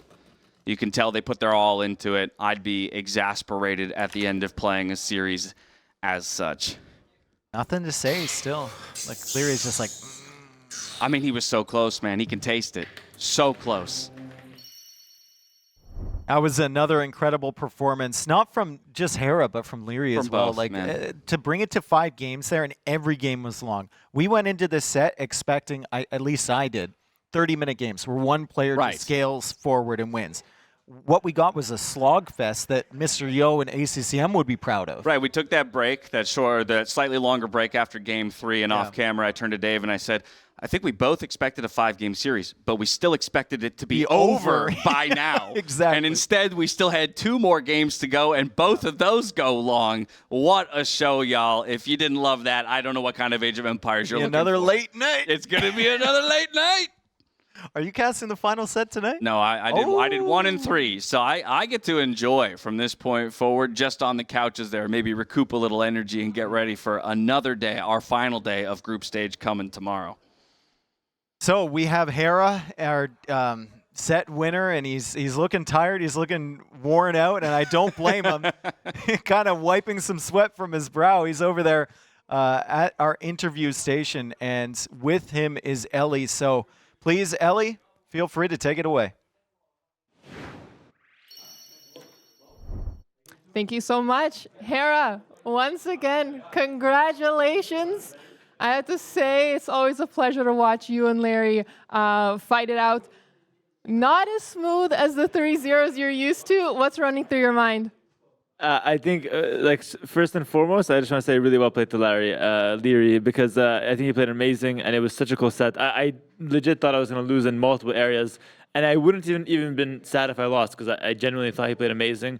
So yeah, just well played to him, and it was one of the best sets I've ever played. Like level-wise, maybe recency bias, but that was one of the best sets I've ever played. That was really, really competitive and a lot of fun as well. It certainly was for us as well. And I have to say congratulations again, because I do believe that means you automatically qualify into the semifinals. So that means you'll get a little bit of a break on Friday. Yeah, that's amazing. That's what I was playing for, and honestly, Lierrey was playing for it as well, and you can tell by the games. We basically didn't hold back, and I really hope Lierrey can make it tomorrow, because I think he really deserves it. It would be kind of heartbreaking to see him having to play the quarterfinals, although I think he's going to be confident either way, but I do wish him the best tomorrow for that, and I'm really happy that I'm going to make it to the semifinals. I think that's something that reduces the risk of any quarterfinal shenanigans, so I'm happy with that. Absolutely. So there's still one more spot for the bye, and we'll all look forward to watching it tomorrow. But back to you, you're saying this was some of the most competitive age you were playing. And when I was watching the first game, I was thinking to myself, I wonder if, because you and Lierrey are both in such a strong position, if you were maybe a little bit more relaxed going into it. No, we're playing for the semifinal spot, so this was all out. Yeah, all out series. All right, here in the first game here, Koreans versus Italians. Run me through your thoughts here. Once again, I have the weaker late game civ. I feel like Italians always come to that position. But I have the 5 relics, and really, I think this matchup, if he's able to get the relics somehow, he would easily win because he would be able to fuel his towers endlessly. But in this case, the relics just solo carried me the game, and I had to drop them off like multiple times because of the wrong victory. So sorry about that, folks, but it was no big deal. So I don't know if you noticed, probably not, that Lierrey lost his board to the town center in minute 1. Ooh. Which probably would have explained his later castle time. Oh, that's interesting. I didn't realize because we were doing different strategies, so I didn't really have anything to compare it to. I just thought like Korean slow civ makes sense, but damn, maybe he would have won had that not happened. Maybe it answers some questions. And we also noticed you got crop rotation pretty much instantaneously. So did you know that you were going to take this game late? Yeah, 100%. I knew my only win condition was just 5 relics and wood efficiency. And honestly, had I not gotten crop rotation, I might have ran out of wood. So I'm pretty happy with that decision. It was really going back and forth, and I don't think anyone knew how it was going to end. Were you happy how you played it on the water? I think you did a little something different with the Southern Dock. Yeah, I just wanted to play for the relics because I knew the late game matchup was really hard, and I didn't want to grush with Koreans as well because they get the cheaper galleys. So that was definitely the right call, and it worked out just barely, but it worked out. So when did you know that you had this one for you? When I sent the 4 petards in his base, I knew that was game. Second game here, Byzantines versus Gurjaras. What did you think of this matchup going in? I thought the Gurjaras are... I think... I'm not sure, but I think I was down 1 or 2 vills from the start of this game. I was losing by default. I think I could have resigned minute 1 and it would be optimal gameplay. Because I think I was down so much. That's what I felt. Anyway, I'm not really sure. Because generally, Gurjara should be ahead, and I was not ahead at any point. So I was a bit frustrated with that, and a bit flustered throughout the game. But I kind of just got rolled from that. Not sure if I could have done anything better. I thought Gurjaras would have the lead, but this didn't turn out. I couldn't find a good town center spot. Seems like you and Lierrey both were going into a boom, and then maybe the Byzantine bonuses just kind of steamrolled at the end. Yeah, cheap units, faster, but it was good. I mean, again, well played from him. He made basically no mistakes. So. Game 3 on High Tides, I believe both you and Lierrey had your #1 civ. So how did you feel going into that? I told Lierrey like 2 days ago, let me practice one Mongol-Persian game on High Tides, just one. And he said, no, it's never going to happen. And then he picks it versus me. I think he's like a double agent, playing only for himself. I'm not happy about that. I knew it was going to be a close matchup, and I'm not sure how it went. So I was just trying to be as creative as possible and make sure I made the right calls. And somehow I pulled it out. It was looking rough at some points, but it felt like an even matchup, I would say. It was certainly very exciting to watch, and there was the leading of the racks there from Lierrey. Did you notice that he did that at the beginning? Yes, oh, that was so smart. Yeah. That completely threw me off. I was giving up, I was finishing water fast because I thought he was actually on land, and then he tricked me completely. That was such an amazing decision from him. And yet you ended up, I believe, taking this victory for yourself. What led to your great success there?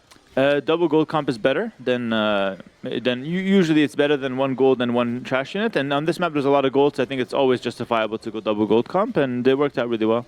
Well, I have to say I'm a really big fan of the Mongols. I'm a Mon-gal, if you will.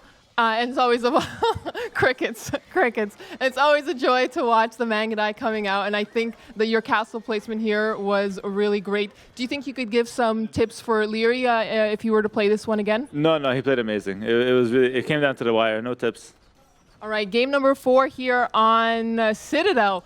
This one was really exciting. There was a lot going on here. What was the strategy going in, and how do you think it developed? This one I have to watch back for sure. I wanted to win water. As much as I can, I wanted to win water. And I think I ended up overcommitting to it, in fact. Maybe I should have done the 3 docks earlier, the 3rd dock, because I knew he was on 3 docks. I thought I could hold, but apparently not.